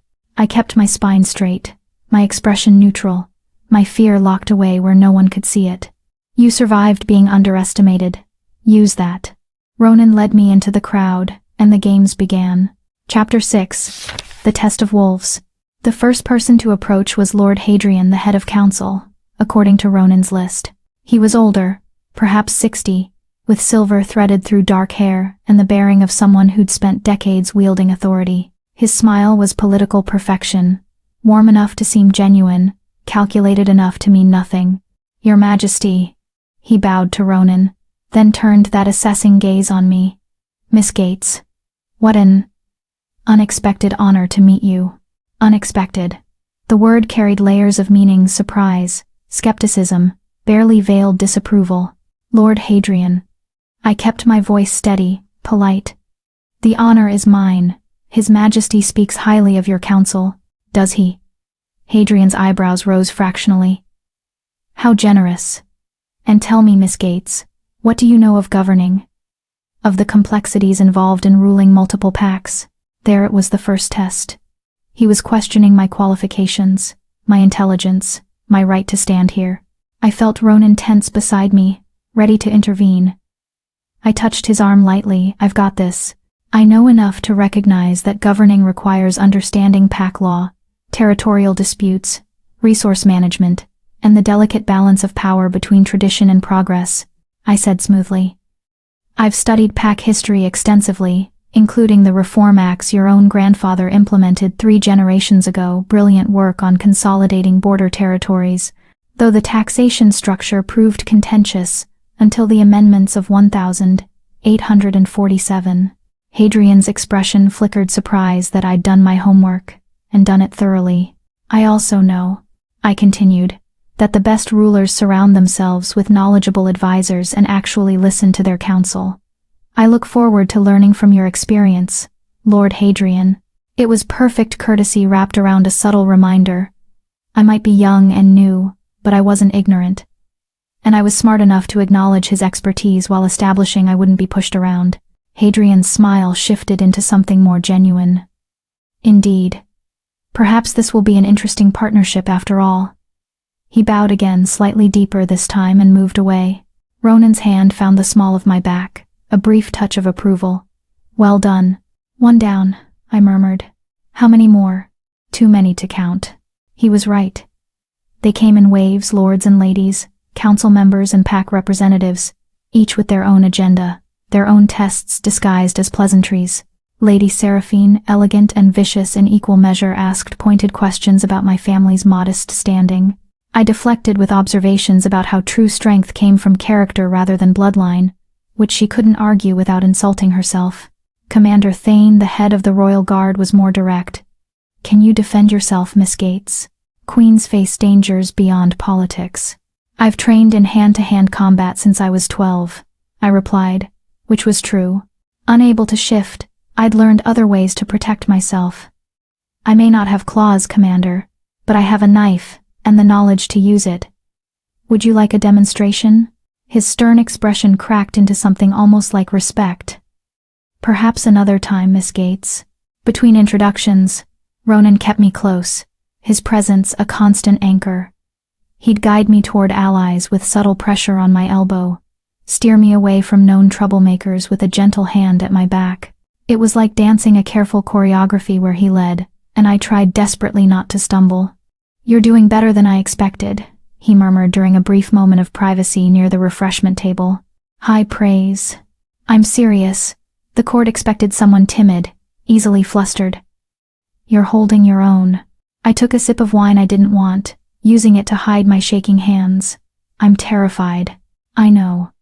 But you're not showing it, which is what matters." He scanned the crowd. "Lord Voss is watching us. He's been circling like a shark for the past 20 minutes. Be ready." My stomach tightened. Voss was the one Ronan had specifically warned me about: young, dangerous, ambitious. I searched the crowd until I found him. Mid-30s, handsome in a sharp-edged way, with eyes that promised cruelty wrapped in charm. He was making his way toward us, deliberately slow, letting the anticipation build. "Your Majesty." Voss's bow was technically correct but somehow mocking. "Miss Gates, you look lovely this evening, blue suits you." Though I confess, I expected something more traditional for such an important occasion. The insult was subtle, suggesting I didn't know proper court dress, that I was unsuitable for the role. "How kind of you to notice, Lord Voss." I smiled sweetly. "I chose blue specifically because it's the color of wisdom and calm qualities I imagine will serve me well in court. What does your choice of red represent? Aggression, or merely a bold fashion statement?" Voss's smile tightened. Around us, several people turned to listen, sensing blood in the water. "Sharp tongue, Miss Gates. One might think you're trying to compensate for other deficiencies." There it was, the real attack. Other deficiencies. He meant my inability to shift, the fundamental flaw that made me unworthy in the eyes of traditionalists. Ronan's hand moved to my waist, protective, but I stepped forward slightly, claiming this fight as my own. "If you're referring to my inability to shift, Lord Voss, please be direct. I've never found value in cowardly implications masquerading as politeness." I kept my voice level, even pleasant. "Yes, I cannot shift. Yes, that makes me unusual. But it also means I've spent my entire life developing skills that shifters often neglect: diplomacy, strategy, scholarly pursuits. I may not have claws, but I have a mind. I suspect that's what His Majesty values." "Is it?" Voss turned his attention to Ronan, his tone provocative. "Your Majesty, the court wonders, and forgive my boldness, but what does a king gain from marrying someone who cannot shift? Someone who cannot provide the traditional strengths Aluna offers?" Surely there were more suitable candidates. The crowd had gone silent now, everyone watching this confrontation unfold. Voss was forcing Ronan to publicly defend his choice, to explain why he'd chosen me over Alpha-born shifters. Ronan's expression went cold. The temperature in the immediate area seemed to drop. When he spoke, his voice carried absolute authority. "Lord Voss, I'll explain this once, simply, so even you can understand." He stepped forward, making Voss reflexively step back. "I am your king. My choices are not subject to your approval or understanding. I chose Rhaena because she possesses qualities I require in a queen: intelligence, courage, and the ability to think strategically, rather than rely on brute strength." He paused, letting that sink in. "But since you seem genuinely curious about what I gain from this union, let me be explicit. I gain a partner who understands what it means to be underestimated and uses that as an advantage. I gain someone who studied pack law while others were getting drunk at pack runs. I gain a queen who will rule with her mind rather than her ability to intimidate through shifting." Ronan's gold eyes bore into Voss. "Now, do you have any other questions about my judgment? Or shall we discuss your recent failures in managing the eastern border disputes? Failures that suggest perhaps you're the one compensating for deficiencies?" The crowd collectively inhaled. Voss's face went white, then flushed with humiliation. Around us, people suddenly found their drinks fascinating, unwilling to meet his eyes. "No, Your Majesty," Voss managed through clenched teeth. "No further questions." "Good. Then I suggest you spend less time questioning your king, and more time doing your actual job." Ronan dismissed him with a look, then turned to me, his expression softening fractionally. "Come, I want to introduce you to the Southern Pack representatives." He guided me away, leaving Voss standing alone in the middle of the crowd, publicly humiliated. "That was brutal," I murmured once we were out of earshot. "He deserved it, and now everyone knows what happens when they question my choice." His hand remained at my back, steady and warm. "How are you holding up? I need air. And possibly several glasses of wine. Soon. 2 more critical introductions, then I'll extract us." True to his word, he made quick work of the remaining necessary conversations, introducing me to allies who seemed genuinely welcoming, or at least professionally neutral. Throughout it all, I smiled, remembered names, asked appropriate questions, and slowly felt my face freeze into a mask of politeness that had nothing to do with what I actually felt. Finally, mercifully, Ronan caught Margaret's eye across the room. She nodded and began efficiently herding people toward the dining areas, a subtle signal that the formal reception portion was ending, transitioning into dinner that we, apparently, weren't required to attend. "Let's go," Ronan said quietly. We slipped out through a side door, escaping into a corridor that felt blessedly empty and quiet. The moment the door closed behind us, cutting off the noise of the reception, I sagged against the wall. "I can't believe I survived that." "Not only survived, you excelled." He leaned against the opposite wall, studying me. Hadrian was impressed. "Several council members I spoke with afterward mentioned your intelligence. Even Voss's humiliation works in our favor. Shows you have my protection." "I shouldn't need your protection.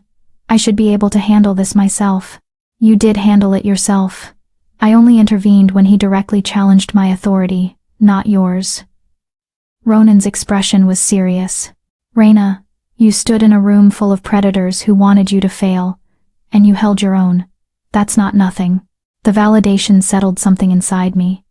Some frantic voice that had been screaming I wasn't enough, would never be enough. "Thank you," I said softly, "for defending me, for giving me the chance to defend myself first. That's what partners do. Partners, not lovers, not mates, partners." It should have felt cold, but somehow it felt solid, real.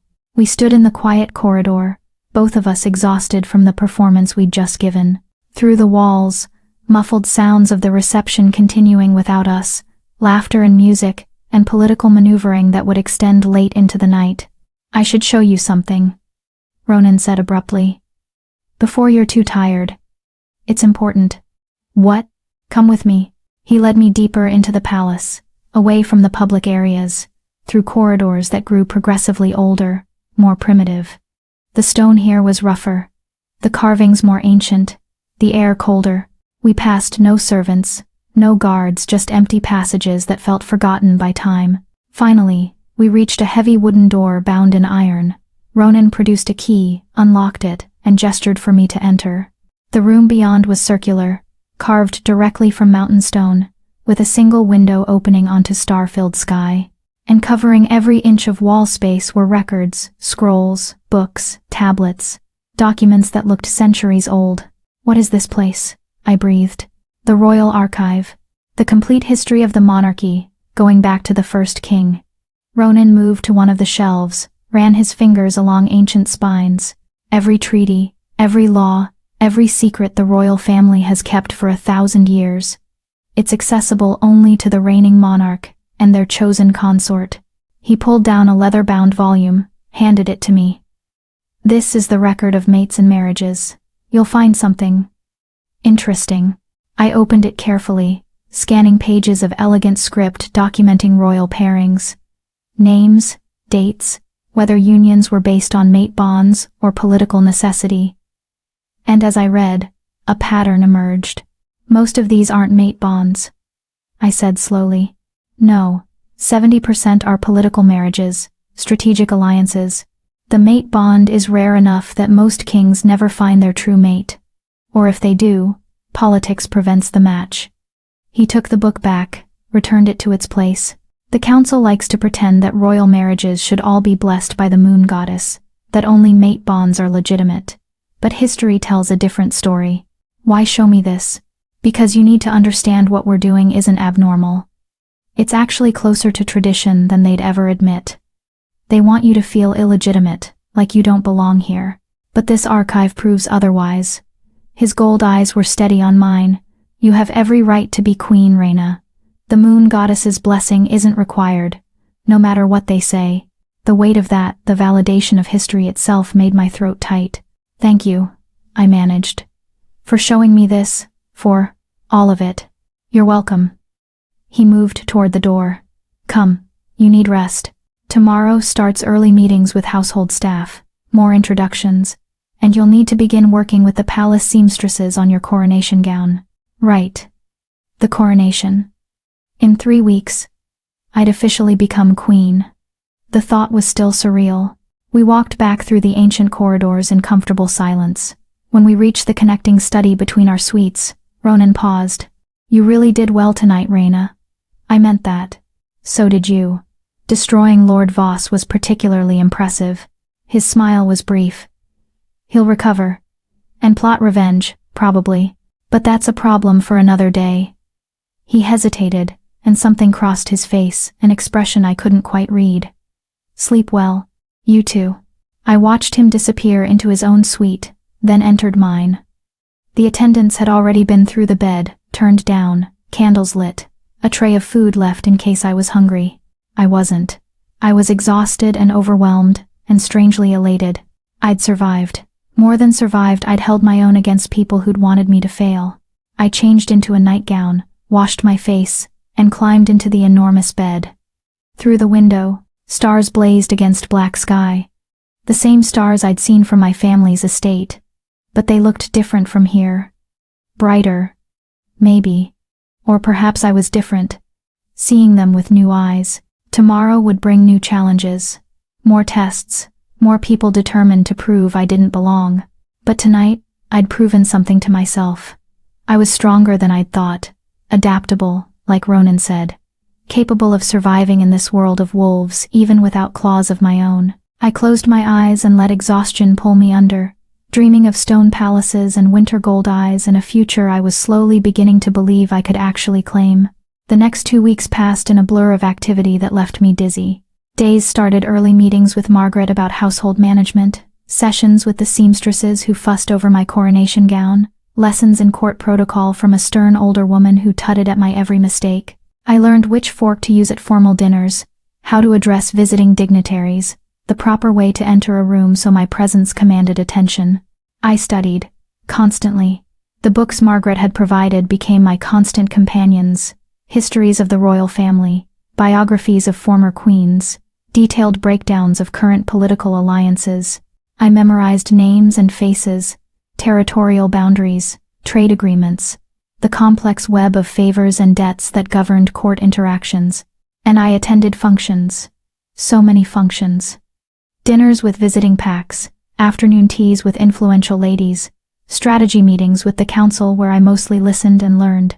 Each one was a performance, a careful dance of saying the right thing to the right person at the right time. Ronan was there for most of it, a steady presence at my elbow, guiding when I needed direction, stepping back when I could handle things myself. We fell into a rhythm, learning each other's signals, developing a wordless communication that made navigating court politics slightly less terrifying. He kept his promises. I had autonomy in my quarters he never entered without invitation. I had access to the archives, where I spent late nights reading by candlelight, absorbing the history I'd need to rule effectively. And he listened when I spoke. Actually considered my observations about court dynamics and political maneuvering. We worked well together. We were becoming genuine partners. But we weren't becoming anything more. Our interactions remained professional, cordial, strategically coordinated. He didn't share personal stories beyond what was necessary. I didn't ask about his late mate, about the grief I sometimes saw flash across his face when he thought no one was watching. We kept our walls intact, our distance maintained, our hearts carefully protected, until the night. Everything changed. It was 12 days before the coronation. I'd spent the afternoon in another tedious meeting about ceremonial protocols, then retreated to the archives for some blessed solitude. I was deep in a fascinating account of the third king's reign, when I heard footsteps on the stairs too heavy to be servants, too purposeful to be casual. Ronan appeared in the doorway, and something in his expression made my stomach drop. "We need to talk." "That sounds ominous." "It is." He entered, closed the door behind him, unusual, since we typically left it open for propriety. "I received word today from the Eastern Territories. There's been an incident." I set down the book. "What kind of incident?" "The kind that requires my immediate presence. A border dispute has escalated into violence. 3 packs are on the brink of war, and if I don't intervene personally, it could destabilize the entire region." He ran a hand through his hair, a gesture of frustration I'd rarely seen from him. "I need to leave. Tonight." "For how long?" "Minimum 2 weeks. Possibly longer, depending on how complicated the negotiations become." 2 weeks. The coronation was in 12 days. "Will you be back in time for the coronation?" The question came out smaller than I intended. His expression softened. "That's why I came to find you. We need to discuss options." My heart sank. "You want to postpone it?" "I don't want to, but the council is suggesting it might be necessary." He moved closer, sat across from me at the reading table. "Tradition dictates that the king performs the coronation ceremony personally. If I'm not here, then I can't become queen." I understood the implications. "And if the coronation is postponed, it sends a message to the court that I'm not a priority, that political crises matter more than legitimizing my position." "Exactly." He looked genuinely frustrated. "Reyna, I'm sorry. This timing is disastrous. But the Eastern situation, if it explodes into full war, hundreds could die. I can't ignore it." He was right. Of course, a king's duty to his people had to supersede ceremonial timing. But the thought of facing the court for weeks longer without the official authority of the crown, of giving Voss and others more time to undermine me. "What if," I said slowly, thinking it through, "you performed the coronation before you left, tonight or tomorrow? A private ceremony, small and quick, just enough to make it official. Then when you return, we can have the public celebration the court expects." Ronan was quiet, considering. "That's actually brilliant. It would give you legitimate authority while I'm gone, protect you from anyone who might try to take advantage of my absence. And it satisfies the legal requirements. Coronations don't have to be public to be binding." Hope sparked. "So we could do it?" "We could." But his expression was still troubled. "There's one complication." "What?" "What?" "The coronation ceremony includes the marriage vows. They're part of the same ritual. You're crowned as my queen and my wife, simultaneously. If we do this tonight, Reyna, we're not just moving up the coronation, we're getting married." The words hung between us, heavy with implications. Married. Not betrothed, not engaged actually, legally, permanently married. 12 days earlier than planned. No grand ceremony, no celebration, no time to mentally prepare for the finality of it. "I know it's not ideal," Ronan continued. "I know you expected more time, but if we're going to do this at all, it needs to be now. I leave at dawn." I thought of the alternative: weeks alone in the palace without official authority, facing the court's judgment, dealing with challenges to my position while Ronan was gone. Thought of Voss and his political maneuvering, of the whispers that would grow louder in the king's absence. And I thought of Ronan's promise: "We're partners. I'll protect you." This was protection. Messy, rushed, imperfect but real. "All right," I heard myself say. "Let's do it. Tonight."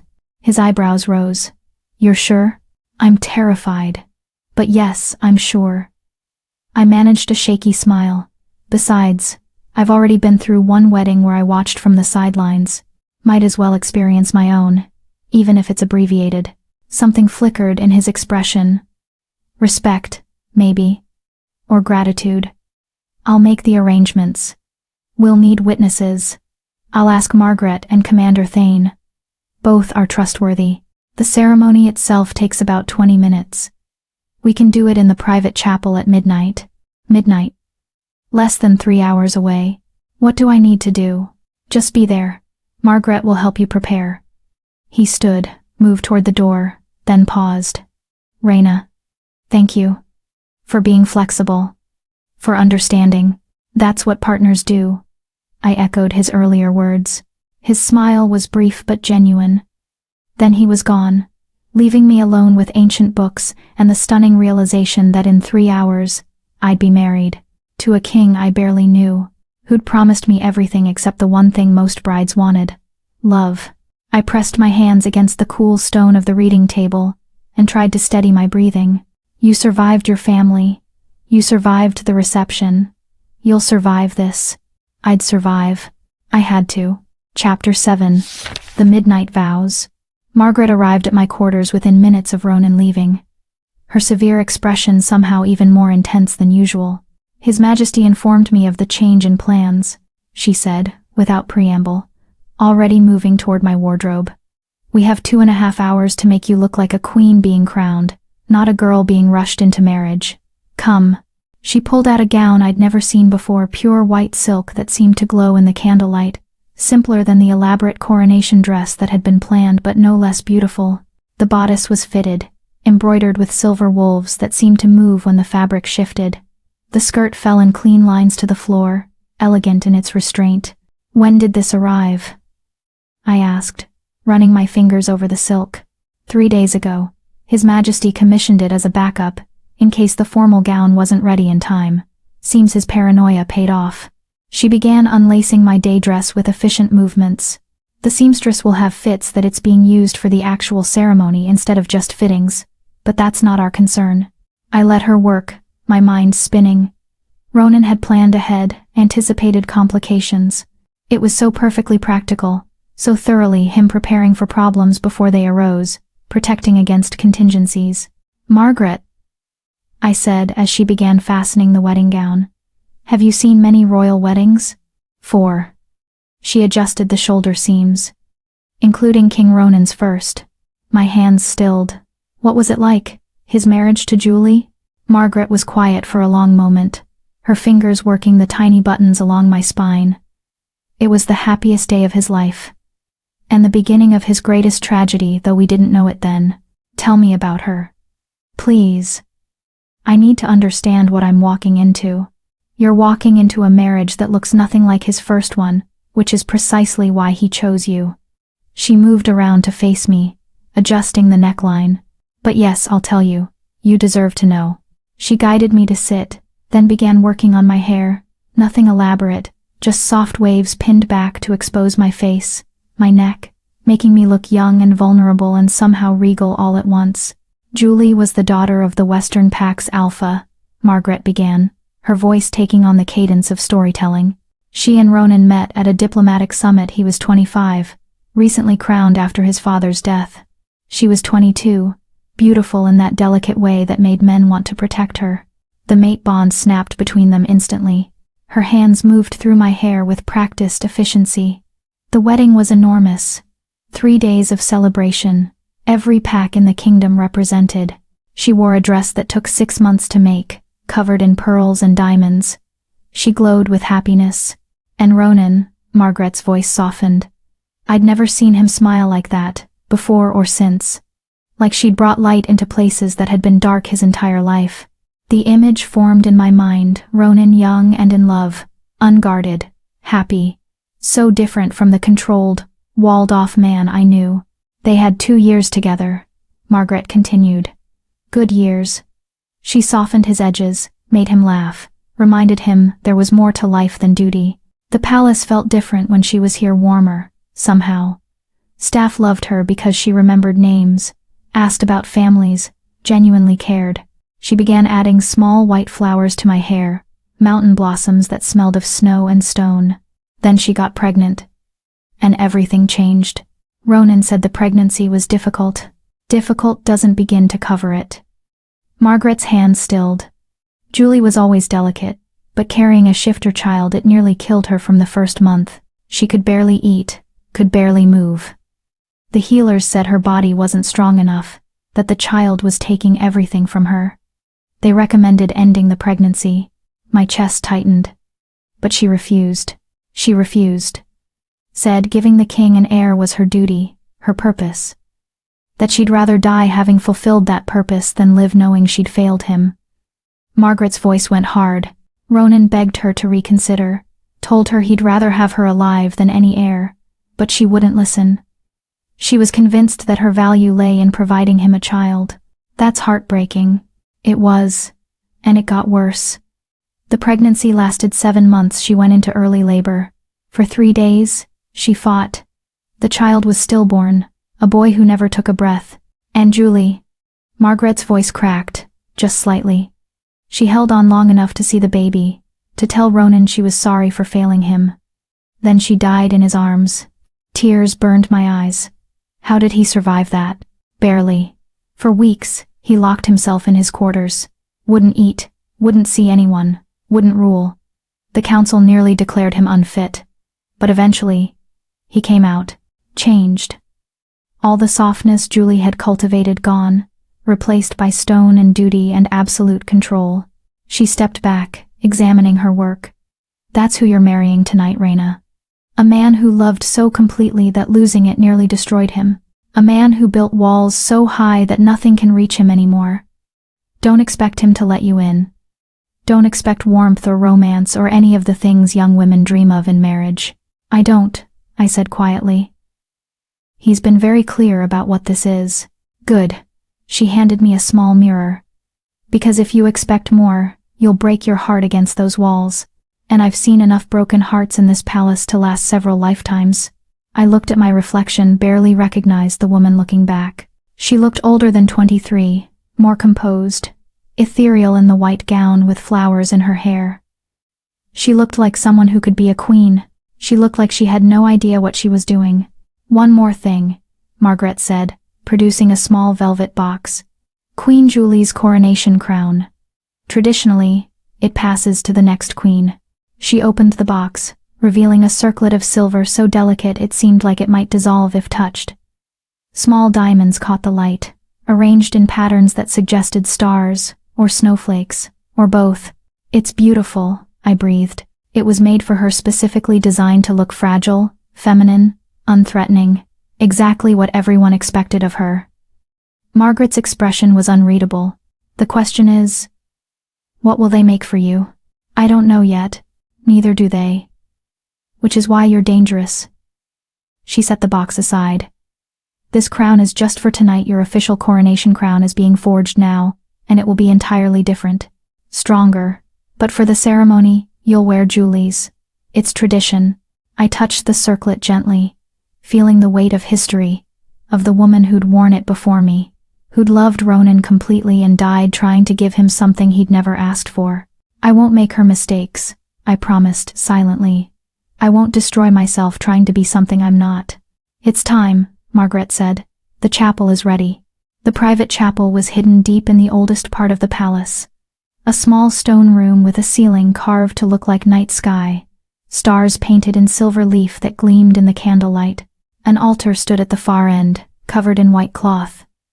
And before it waited 3 people, Ronan, Commander Thane, and a priest I didn't recognize. Ronan had changed into ceremonial robes, black and silver, formal without being ostentatious.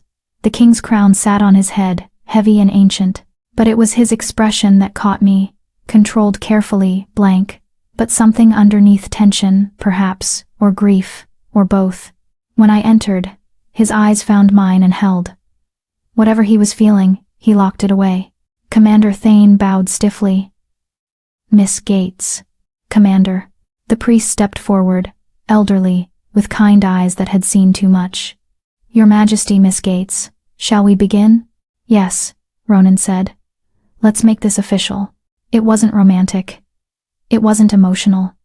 It was practical, 2 people executing a necessary ritual to protect political positions. Exactly what we'd agreed to. The priest gestured for us to approach the altar. Ronan offered his hand. I took it. His grip was warm, steady, grounding. We gather tonight for a sacred purpose, the priest began, his voice echoing off stone walls. To crown a queen and seal a marriage before the moon goddess and Pack Law. Though this ceremony is private, it is no less binding. What is done here tonight cannot be undone. He looked at both of us. Do you understand? Yes, we answered in unison. The priest nodded, then began the ritual, ancient words in the old language that most shifters had forgotten, but that resonated with power anyway. He called upon the moon goddess to witness, upon the spirits of past kings to bless, upon the mountains themselves to remember. Then he turned to Ronan. Your Majesty, do you take this woman as your queen, your wife, your partner in all things? Do you vow to protect her, honor her, and share your crown and your burden with her until death claims you both? Ronan's gold eyes were steady on mine. I do. And do you, Rhaena Gates, accept this crown and this king? Do you vow to rule justly, to honor your people, to stand beside him in times of peace and war, until death claims you both? My voice came out clear, strong. I do. Then, by the authority granted to me by the moon goddess and pack law, I pronounce you king and queen, husband and wife, bound until the end of your days. The priest lifted Julie's crown from its velvet cushion. Kneel, Rhaena Gates. I knelt, feeling the cold stone through my silk gown. The priest looked at Ronan. Your Majesty, as the reigning monarch, it falls to you to crown your queen. Ronan took the circlet, that delicate thing that had adorned Julie's head, that carried the weight of his greatest loss, and stepped closer. For just a moment, something cracked in his expression, pain, raw and devastating, that he couldn't quite hide. He was placing his dead mate's crown on his new wife's head, replacing one woman with another, making physical the betrayal his heart probably screamed was unforgivable. Ronan, I whispered, so quietly only he could hear. You don't have to. Yes, I do. His voice was rough. This is duty.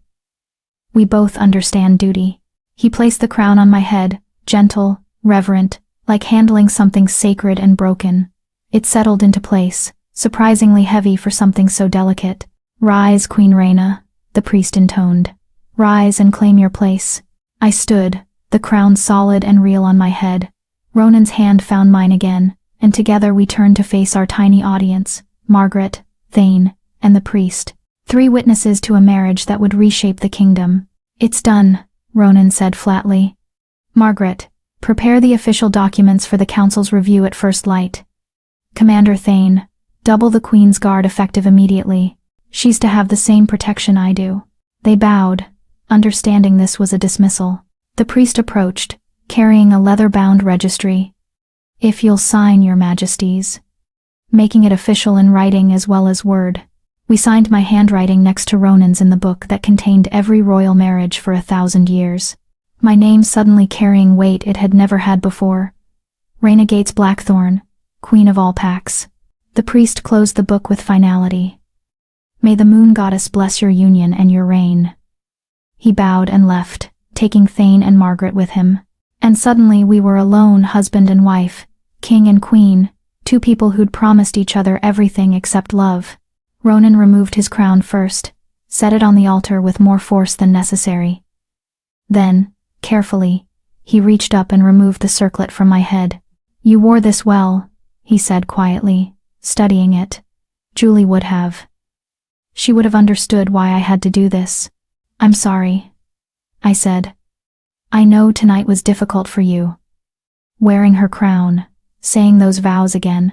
Don't. He set the circlet down gently, like it might shatter. Don't apologize for circumstances neither of us created. This isn't your fault, Rhaena. It's just complicated. Complicated is an understatement. He turned to face me fully, and in his expression I saw exhaustion, grief, and something else. Something that might have been gratitude, or respect, or recognition that we were both survivors trying to navigate impossible situations. We're married, he said, like he was still processing it. We are. How do you feel? The question surprised me with its directness. I considered lying, giving him the easy answer. But we'd promised honesty, terrified, overwhelmed, and strangely relieved that it's done, that I'm officially protected now. I met his eyes. How do you feel?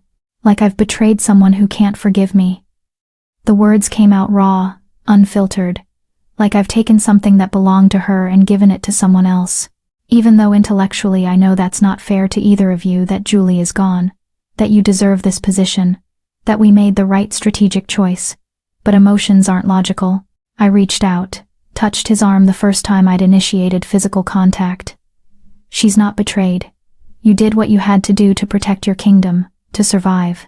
That's not betrayal. That's living. Is it? His voice was bitter. Because it feels like I'm just going through motions, performing duties, existing without actually being alive. The vulnerability in those words cracked something open between us, the careful professional distance we'd maintained, shattering into something more honest, more painful. Then we're both ghosts, I said quietly. Going through motions, performing roles, surviving rather than living. Maybe that's all we can do right now. He looked at me for a long moment. You understand. That's why this works. We both understand what it means to lose everything and keep going anyway. Yes. We stood in the candlelit chapel, newly married, facing truths neither of us wanted to acknowledge. That we were both broken, both surviving, both going through motions because the alternative was too painful to contemplate. I leave at dawn, Ronan said finally. I'll be gone at least 2 weeks, possibly longer. I know. The council will test you in my absence. Voss, especially.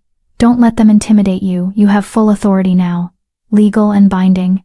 If anyone questions it, refer them to the documents. He paused. And Reyna? If anything happens, if you need me, if it becomes dangerous, send word immediately. I'll come back. Nothing will happen. I'll be fine. Promise me you'll be careful. Promise you won't take unnecessary risks just to prove yourself. The concern in his voice was unexpected, touching. I promise. And Ronan, promise me you'll come back safely, that you won't take unnecessary risks just to escape this.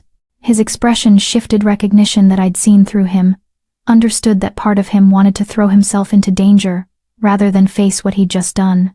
I promise, he said finally. We left the chapel together, walking through silent corridors, back toward our suites. The palace felt different now, like it recognized something had changed, that I'd crossed some invisible threshold from guest to owner. At the connecting door between our quarters, Ronan paused. This wasn't the wedding you probably imagined as a girl. No, I admitted, but it was honest. That's worth more than romance right now. Is it? Ask me in a year. His smile was brief, sad. Good night, Reyna. Queen Reyna. Good night, Ronan. He disappeared into his suite. I entered mine, removed the white gown carefully, and climbed into bed, still wearing the simple chemise underneath. I was married. Queen. Everything had changed in a midnight ceremony that had taken less than 30 minutes. And tomorrow, my husband would leave. And I'd face the court alone. I pressed my fingers against my lips, remembering the brief kiss Ronan had given me at the ceremony's end. Cold, formal, perfunctory. Nothing like the kiss Carol had given Celeste at their wedding, full of passion and promise. But then, this wasn't that kind of marriage. This was survival wrapped in silk and silver. Strategic alliance dressed up as sacred union. It would have to be enough. It was enough. I closed my eyes and tried to convince myself that was true. Dawn came too quickly. I'd barely slept, my mind churning through everything that had happened, everything that was about to happen. When I finally gave up on rest and dressed for the day, the sky was just beginning to lighten pale gray, replacing black, stars fading into memory. I made my way to the courtyard where Ronan would depart, wrapped in a cloak against the morning chill. His traveling party was already assembled, a dozen guards, several advisors, horses, stamping impatiently in the cold. Ronan stood at the center, giving final instructions to Commander Thane. He'd changed back into practical traveling clothes, the king's crown replaced by simple functionality. But even in plain garments, his authority was unmistakable. He saw me approaching and broke away from the group. "You're awake early," he observed. "Couldn't sleep. Thought I'd see you off." I pulled the cloak tighter. "How long is the journey to the Eastern Territories?" 4 days hard riding, then however long negotiations take. He studied my face. "You look exhausted. So do you." "Fair enough." He glanced back at his waiting party. "I need to go.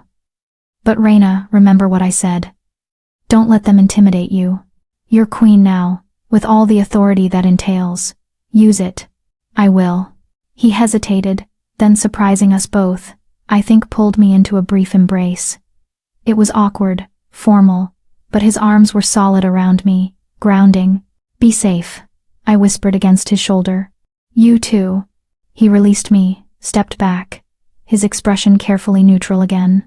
Then he mounted his horse in one fluid motion, raised his hand in signal, and the party moved out, hooves clattering on stone, echoing off palace walls, fading into the distance. I watched until they disappeared around the mountain path, until even the echo of their departure was swallowed by morning. Then I turned back toward the palace, this massive stone fortress that was now mine to navigate, mine to rule, mine to survive. You've survived worse, I reminded myself. But had I? I'd survived being broken, being disposable, being overlooked. This was different.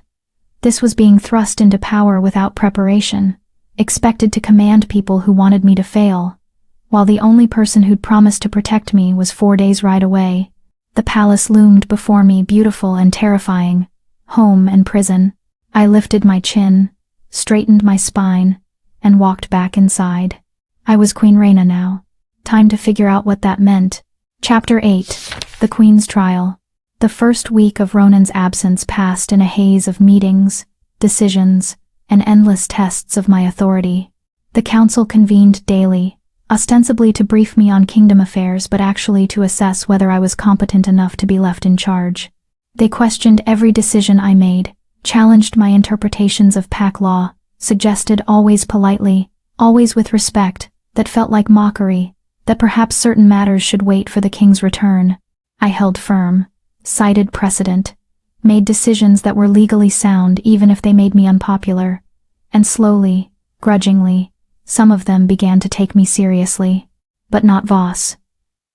Never Voss. He attended every meeting with barely concealed contempt, his questions designed to make me look ignorant, his suggestions always undermining my authority.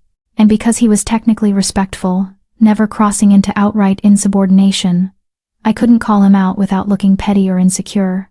It was a masterclass in subtle warfare, and I was losing ground daily. On the 8th day of Ronan's absence, everything came to a head. I was in the council chamber, a room designed for intimidation, with high ceilings and a massive table where I sat at the head. Ronan's empty seat beside me, a constant reminder of my isolation. The morning's agenda had been routine: trade disputes, border patrol reports, budget allocations. Then Voss stood, and the temperature in the room seemed to drop. "Your Majesty," he said, his tone dripping false courtesy. "If I may raise a matter of some urgency?" I gestured for him to continue, already tensing for whatever attack he'd planned. "News has reached us from the southern territories. Alpha Theron Gates, your father, has fallen ill. Gravely so. His pack requests your presence too. Say goodbye, should the worst occur." The words hit like a physical blow. My father, dying. The man who'd raised me, disappointed in me, ultimately traded me away, but still my father. Around the table, council members exchanged glances. Some looked sympathetic. Others, like Voss, looked calculating. "When did this news arrive?" I managed, my voice steadier than I felt. "Last night. The messenger is waiting for your response." Voss leaned forward. "Of course, as queen, you cannot simply leave the capital without the king's permission. But as a daughter, surely you understand the need to see your dying father. It's quite the dilemma." There it was, the trap. If I left, I'd be abandoning my post, suggesting the kingdom was less important than personal matters. But if I stayed, I'd look heartless, cold, unfeeling. Either way, I'd lose credibility. "What is the nature of his illness?" I asked, buying time to think. "The reports are unclear. Some kind of seizure, followed by paralysis. The healers aren't optimistic." Voss's expression was sympathetic, but his eyes gleamed with malice. "I'm sure you're devastated." "Of course she is," Lord Hadrian interjected. "This is her father, your Majesty. Perhaps we could arrange an escort, a brief visit, properly chaperoned, to fulfill your filial duties?" It was a reasonable suggestion, and I almost accepted it. Then I caught something in Voss's expression, satisfaction. Like I was doing exactly what he'd expected. This wasn't just about my father. This was about getting me out of the capital, away from my authority, vulnerable. No, I said firmly. Voss's eyebrows rose. No? I will send healers from the royal medical staff, the best we have. I'll send supplies, money, whatever my father's pack needs. But I will not leave the capital during the king's absence. My duty to the kingdom supersedes personal matters. Gasps rippled around the table. Lady Seraphine looked scandalized. Your Majesty, he's your father, your family. Huh. And I am queen of all packs now. Every alpha, every pack member, is my responsibility. I cannot abandon thousands for the sake of one, even if that one is my father. I held Voss's gaze. My family will understand that duty comes first. They raised me to understand that. The irony wasn't lost on anyone. The family that had taught me I was worthless for failing to shift would now be reminded that I took duty seriously enough to sacrifice personal grief for the kingdom's stability. How very cold, Voss said softly. One might think you didn't care at all. One might think I understand what it means to be queen, I countered. To make difficult choices for the greater good. If you interpret duty as coldness, Lord Voss, perhaps you don't understand leadership as well as you think you do. His expression hardened. Around the table, several council members looked impressed. Hadrian actually smiled, brief but genuine. Very well, Voss said tightly. If that's your decision. It is. Commander Thane, please arrange for our best healers to leave for the southern territories immediately, and send word to my mother that she has the crown's full support and resources. I stood, signaling the meeting's end. Now, unless there are other urgent matters, I have work to attend to. They filed out, some bowing with new respect, others like Voss radiating barely suppressed anger. Only Margaret remained, waiting until the room emptied. That was well done, she said quietly. Voss was trying to manipulate you into leaving so he could undermine your authority in your absence. You saw through it. Was I wrong? The question burst out. Should I have gone to see my father? I don't know. Margaret's expression was unusually gentle. But I know that if you'd left, Voss would have spent your absence convincing the council that you were unfit, that the king made a mistake, that you were too young and weak to rule. By the time you returned, your position would have been destroyed. She was right. I knew she was right, but it didn't ease the guilt churning in my stomach. What if he dies? I whispered. What if I never see him again? And the last conversation we had was him telling me to make myself presentable for a king I didn't want to marry. Then you'll live with that regret. As we all live with our regrets. Margaret moved toward the door. But you'll live with it as queen, with power and authority. That has to count for something. She left me alone in the council chamber, surrounded by the ghosts of decisions that had shaped kingdoms, feeling the weight of the crown still metaphorical, still months away from its final forging, pressing down on me with crushing force. I'd made the right political choice, but I wasn't sure it was the right human one. 3 days later, news arrived that my father had recovered. The healers I'd sent reported it was a mild seizure, not life-threatening, though he'd need time to fully recuperate. The relief was overwhelming. I hadn't killed him through neglect, hadn't sacrificed my last chance to reconcile on the altar of political strategy, but the damage to my relationship with my family was done. My mother sent a brief letter, coldly formal, thanking me for the healers but noting my absence had been noticed and discussed. Celeste wrote too, her hurt evident in every line. I know you're queen now, Ray, but he's still our father.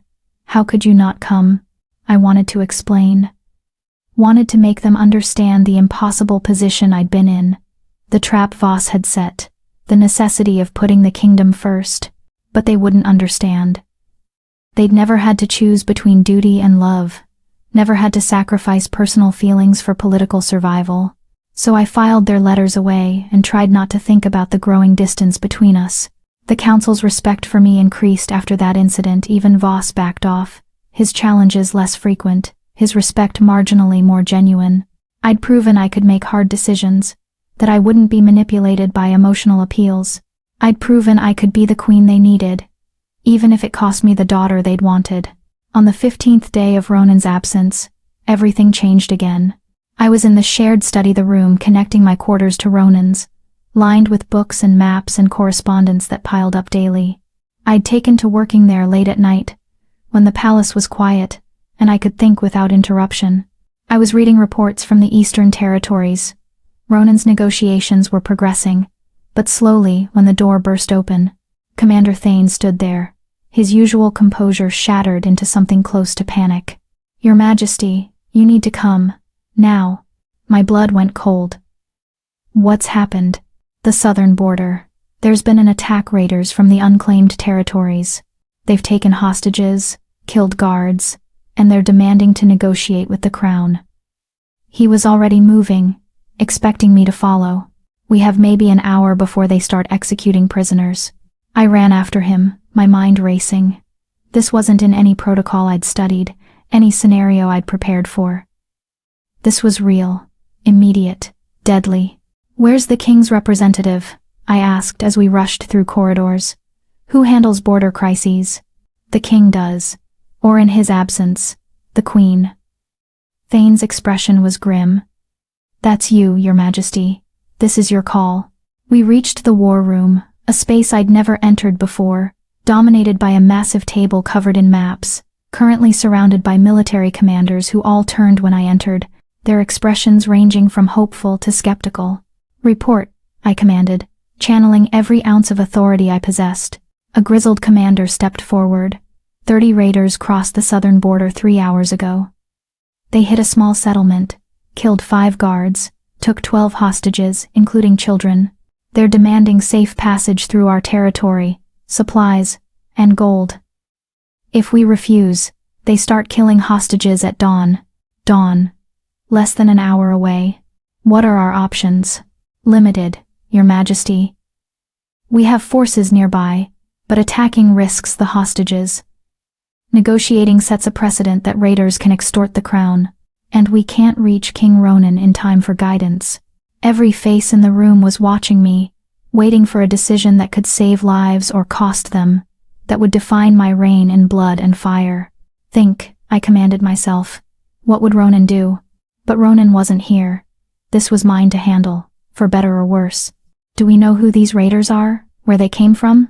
"Best intelligence suggests they're remnants of the disbanded Shadow Pack. No alpha, no structure, just survivors turned desperate." "Why? Shadow Pack?" I'd read about them in the archives, a pack destroyed 15 years ago for breaking sacred laws. Their members scattered and forbidden from joining other packs.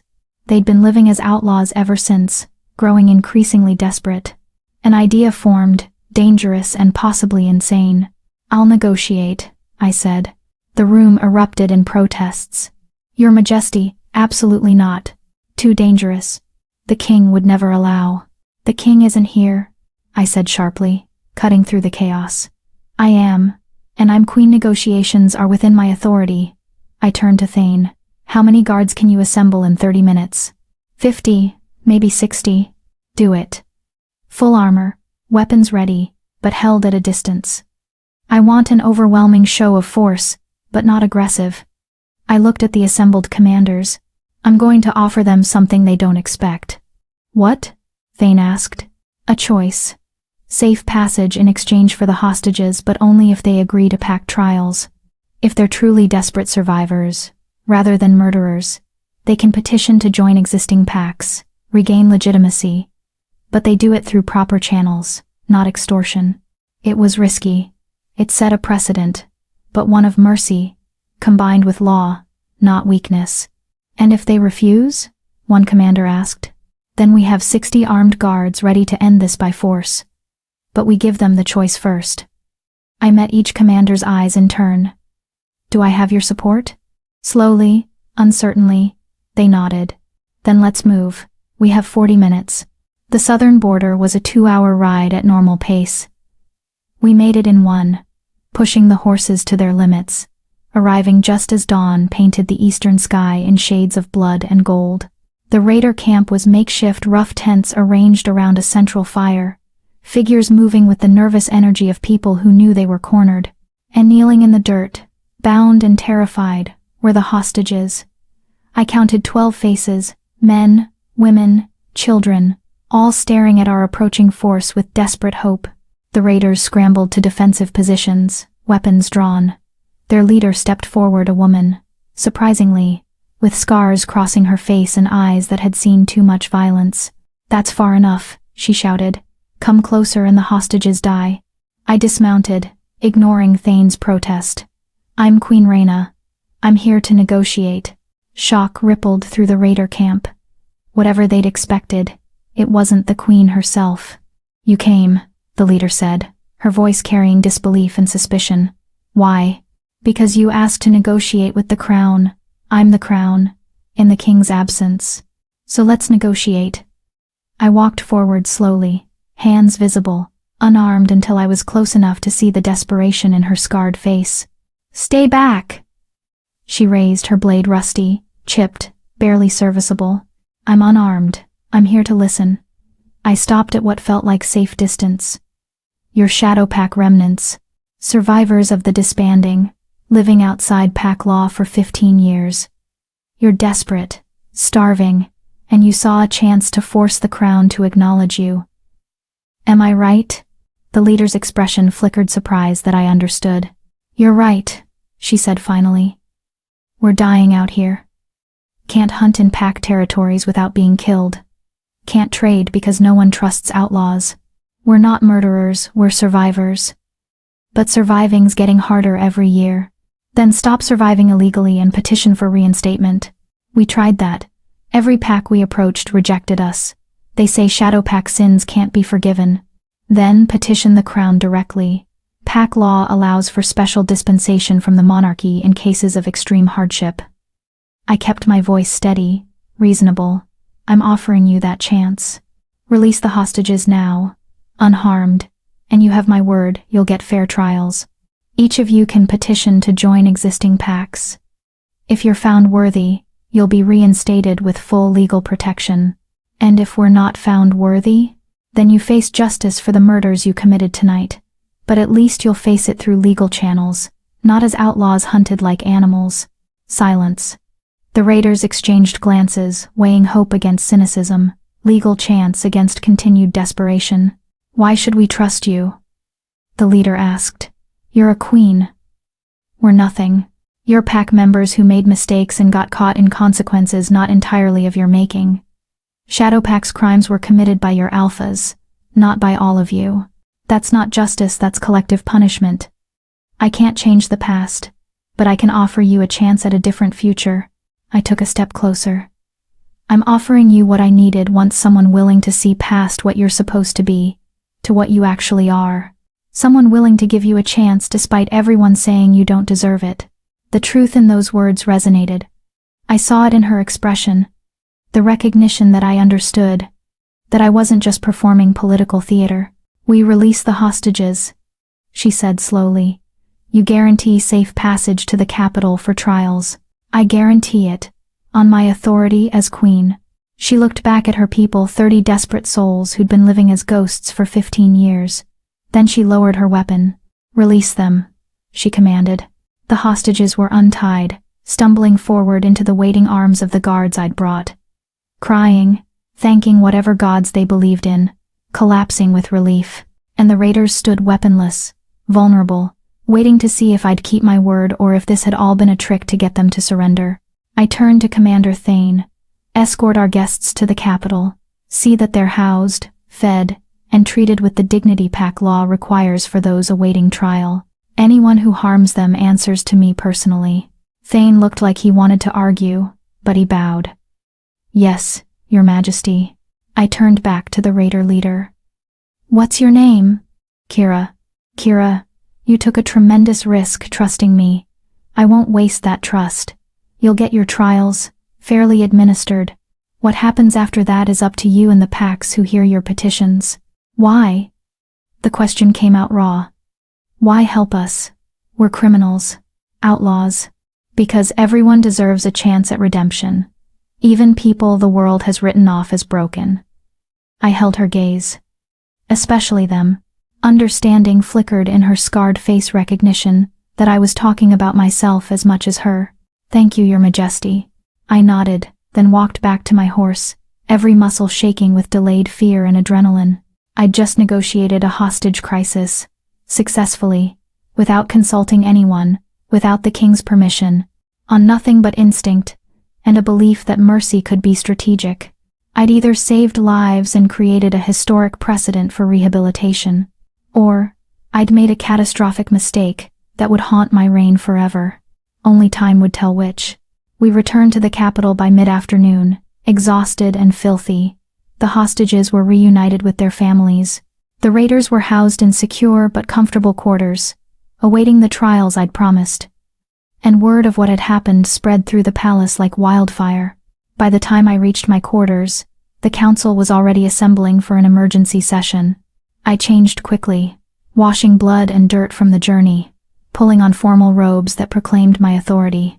Then I walked into that council chamber with my spine straight and my expression calm, ready for whatever came next. The reaction was immediate and polarized. "Your Majesty, what you did was reckless." Lady Seraphine was on her feet, face flushed. "You could have been killed. The king will be furious." "The king isn't here," I said coolly, taking my seat at the table's head. "I am, and I made the decision I believed was correct." "You negotiated with outlaws," another council member protested. "You offered them legal protections they forfeited 15 years ago." "I offered them trials, which pack law allows.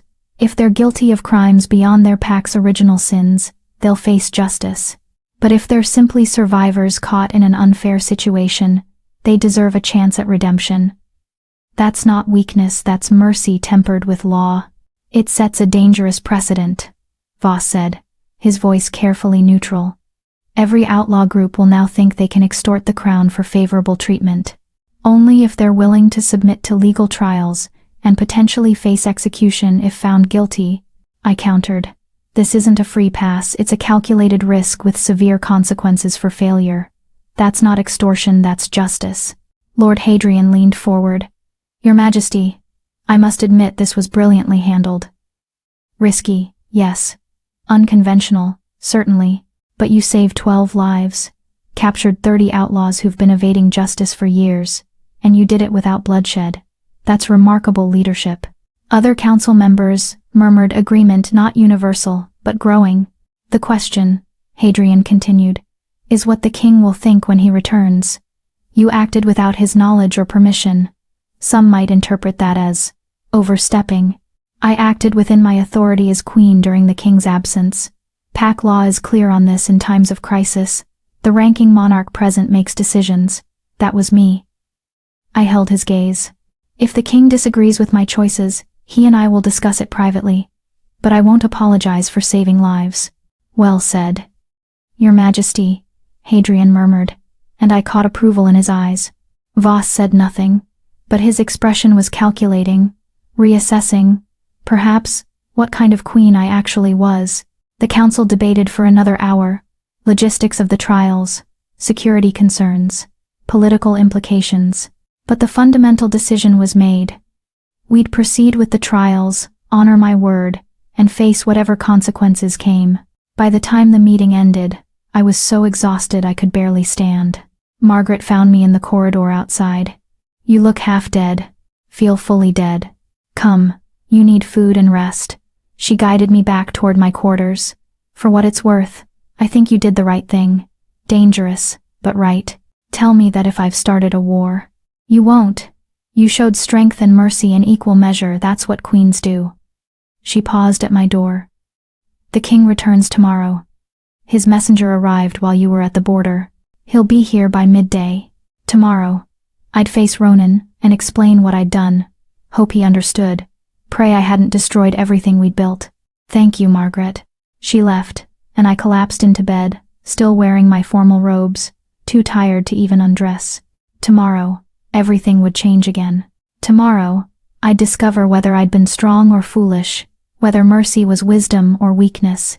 Tomorrow, my husband, the king I barely knew but had somehow started to trust, would return and render judgment on the queen I'd become in his absence.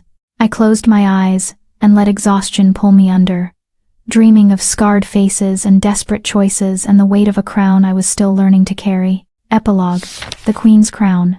8 months had passed since the midnight coronation, 8 months of trials and triumphs, of learning to rule and learning to trust, of slowly transforming from strangers bound by necessity into partners bound by choice. The outlaw trials had concluded successfully. Kira and most of her group had been accepted into various packs, their reintegration becoming a landmark precedent for rehabilitation over perpetual punishment. A few had been found guilty of crimes beyond survival and faced justice accordingly, but the majority had been given the second chance I'd promised, and the kingdom was stronger for it. My formal coronation crown had been completed, not delicate like Julie's, but strong, bold, forged in silver and black iron, with wolves that looked powerful rather than decorative. It sat in my quarters now, a physical reminder that I was no longer becoming queen. I was queen. The late autumn afternoon found me in the library. Ronan had given me the one that had become my sanctuary, my workspace, my refuge. Sunlight streamed through tall windows, painting the book-lined walls in shades of amber and gold. I sat at my desk, pen in hand, staring at blank parchment. I'd been trying to write for an hour, but the words wouldn't come. The door opened quietly. I didn't need to turn around to know who it was. I'd learned to recognize his footsteps, the particular way he moved through space, the subtle shift in the air when he entered a room. "You're staring at that page like it personally offended you," Ronan observed, moving to stand behind my chair. "It's mocking me, blank and perfect and impossible to fill." His hand settled on my shoulder, warm, grounding, the kind of casual touch that had become natural over months of proximity. "What are you trying to write?" I hesitated, then admitted. "Our story. I thought I wanted to record it. How we met. How this all began. But every time I try to start, it feels wrong. Like I'm telling someone else's story, not mine. Maybe because you're trying to tell it from the beginning." He pulled up a chair, sat beside me close enough that our knees touched. "Start from the middle instead. From the moment you realized something had changed. When was that for you?" He was quiet for a moment, considering. "The night you negotiated with the outlaws." I was writing back, furious and terrified, and suddenly I realized I wasn't just worried about the kingdom's queen. I was worried about you, specifically you. His gold eyes met mine. That's when I knew this had become more than political convenience. My chest tightened with emotion I was still learning to name. For me, it was dinner. That first dinner after you returned. When you didn't just talk at me about politics, but with me, like my thoughts actually mattered. They do matter. They always have. I know that now. But Ronan and I spent so long being dismissed, being overlooked, that I kept waiting for you to realize you'd made a mistake. Kept waiting for the moment you'd look at me and see what everyone else saw. The broken one. The twin who wasn't enough. His hand moved from my shoulder to cup my face, gently forcing me to look at him. "I need you to hear this, Reina. Really hear it. You are not broken. You are not less than. You are exactly who I need you to be: intelligent, courageous, compassionate. You don't need to shift to be worthy. You never did. But I can't give you," my voice cracked, "children, an heir, the one thing every king needs, and I might not be able to provide it." We'd discussed this before, carefully avoiding the depth of my fear. The healers couldn't determine if my inability to shift extended to fertility issues. We'd been married 8 months, and I hadn't conceived. Every month that passed felt like another confirmation of my fundamental brokenness. "Reina." His voice was firm but gentle. "Look at me." I did, finding his expression serious and achingly soft. "Even if we never have biological children, even if the moon goddess never blesses us with that particular gift, you are enough. You were always enough." He took my hand, pressed it over his heart. "I married you knowing this might be an issue. I chose you anyway, because what you bring to this partnership is worth more than any heir. You're a brilliant queen. You're changing this kingdom for the better. You're teaching me how to lead with mercy instead of just strength. But the council can accept reality or find new employment. I will not. I refuse to make you feel like your value depends on producing children." His jaw tightened. "Julie died because she thought her worth lay solely in giving me an heir. I won't lose you to that same poisonous belief." Tears burned my eyes. I'm not going to die, Ronan. I'm just afraid. Afraid that one day you'll resent me for this.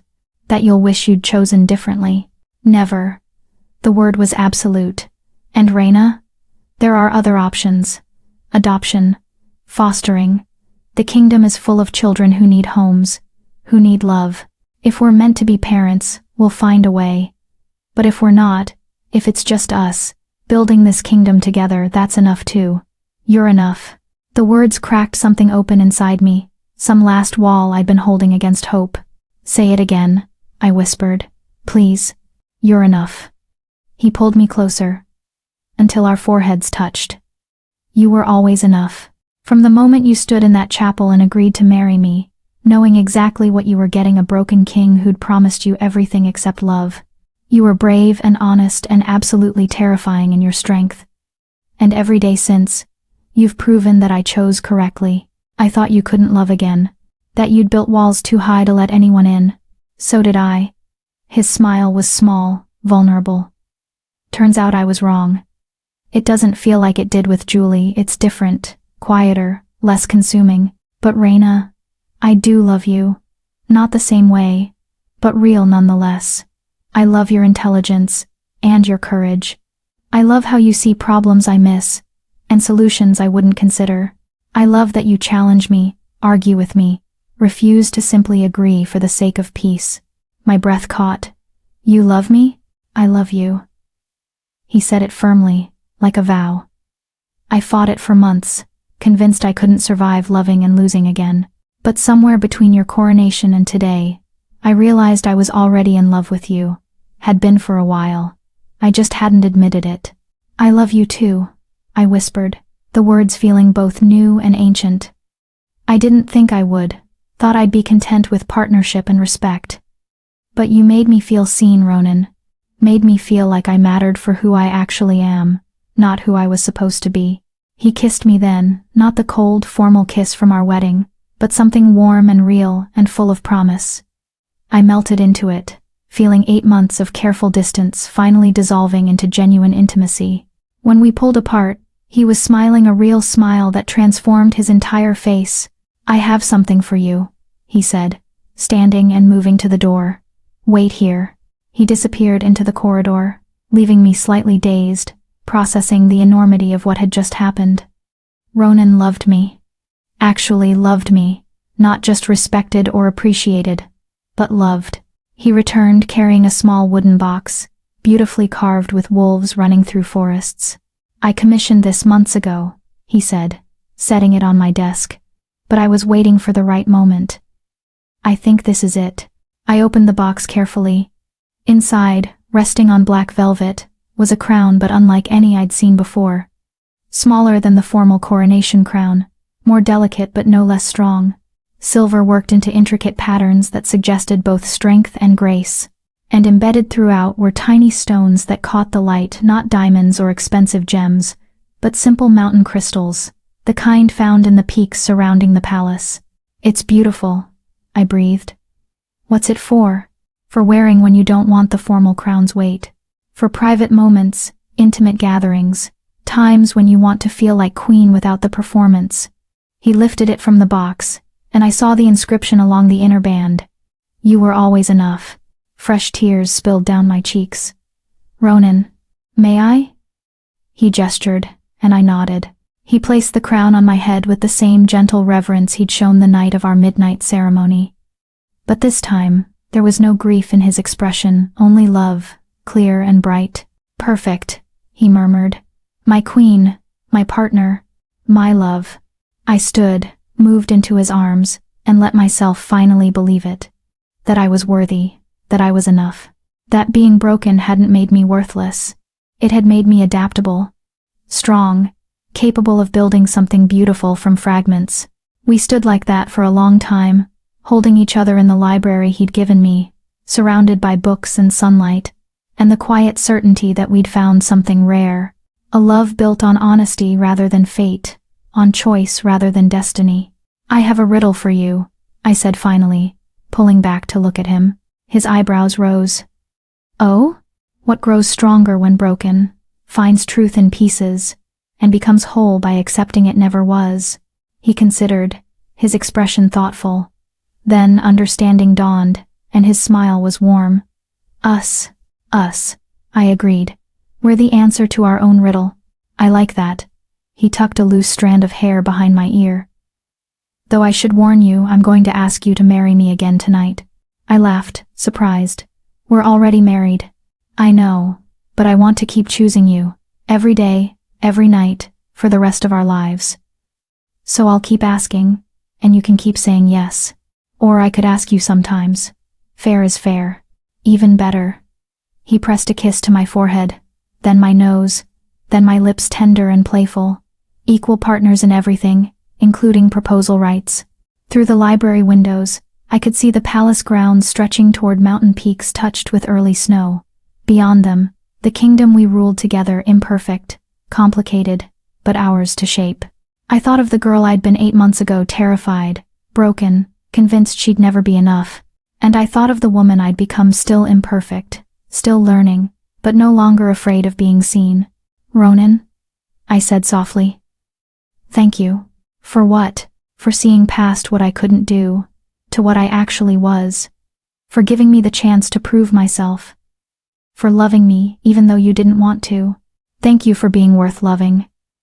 He pulled me close again, and I felt his heart beat against my chest, steady, strong, alive. For teaching me that surviving and living aren't the same thing. For showing me that walls can come down without everything collapsing. We stayed like that as afternoon faded into evening, as sunlight transformed to twilight, as the library filled with shadows that felt comforting rather than ominous. Later, we'd have dinner. Later, we'd discuss kingdom business and council politics, and all the practical matters that filled our days. Later, he'd ask me to marry him again, and I'd say yes with the same joy I'd feel every time he asked. But for now, we simply existed together, two broken people who'd learned to build something whole from their collective damage. A king who'd loved and lost and dared to love again. A queen who'd been told she was worthless and chose to believe differently. And in the space between what we'd been and what we'd become, we'd found something neither of us had expected. Home. Not in the palace's stone walls or formal chambers, but in each other. In honest conversations and shared silences. In respect that had grown into friendship, and friendship that had deepened into love. The girl who couldn't shift had become queen. The king who'd sworn never to love again had found his heart could heal. And together, we'd created a story worth writing after all, one that started with brokenness and ended with belonging, that began with survival and concluded with thriving. I removed the small crown, set it carefully back in its box beside my blank parchment. Tomorrow, I'd write our story, but tonight, I'd simply live it, with the man I'd married out of necessity and loved by choice. With my partner, my king, my home. Together, we'd proven that the most powerful magic wasn't shifting or mate bonds or destiny. It was simply choosing, every day, to see each other's worth. And that was enough. It was more than enough. It was everything.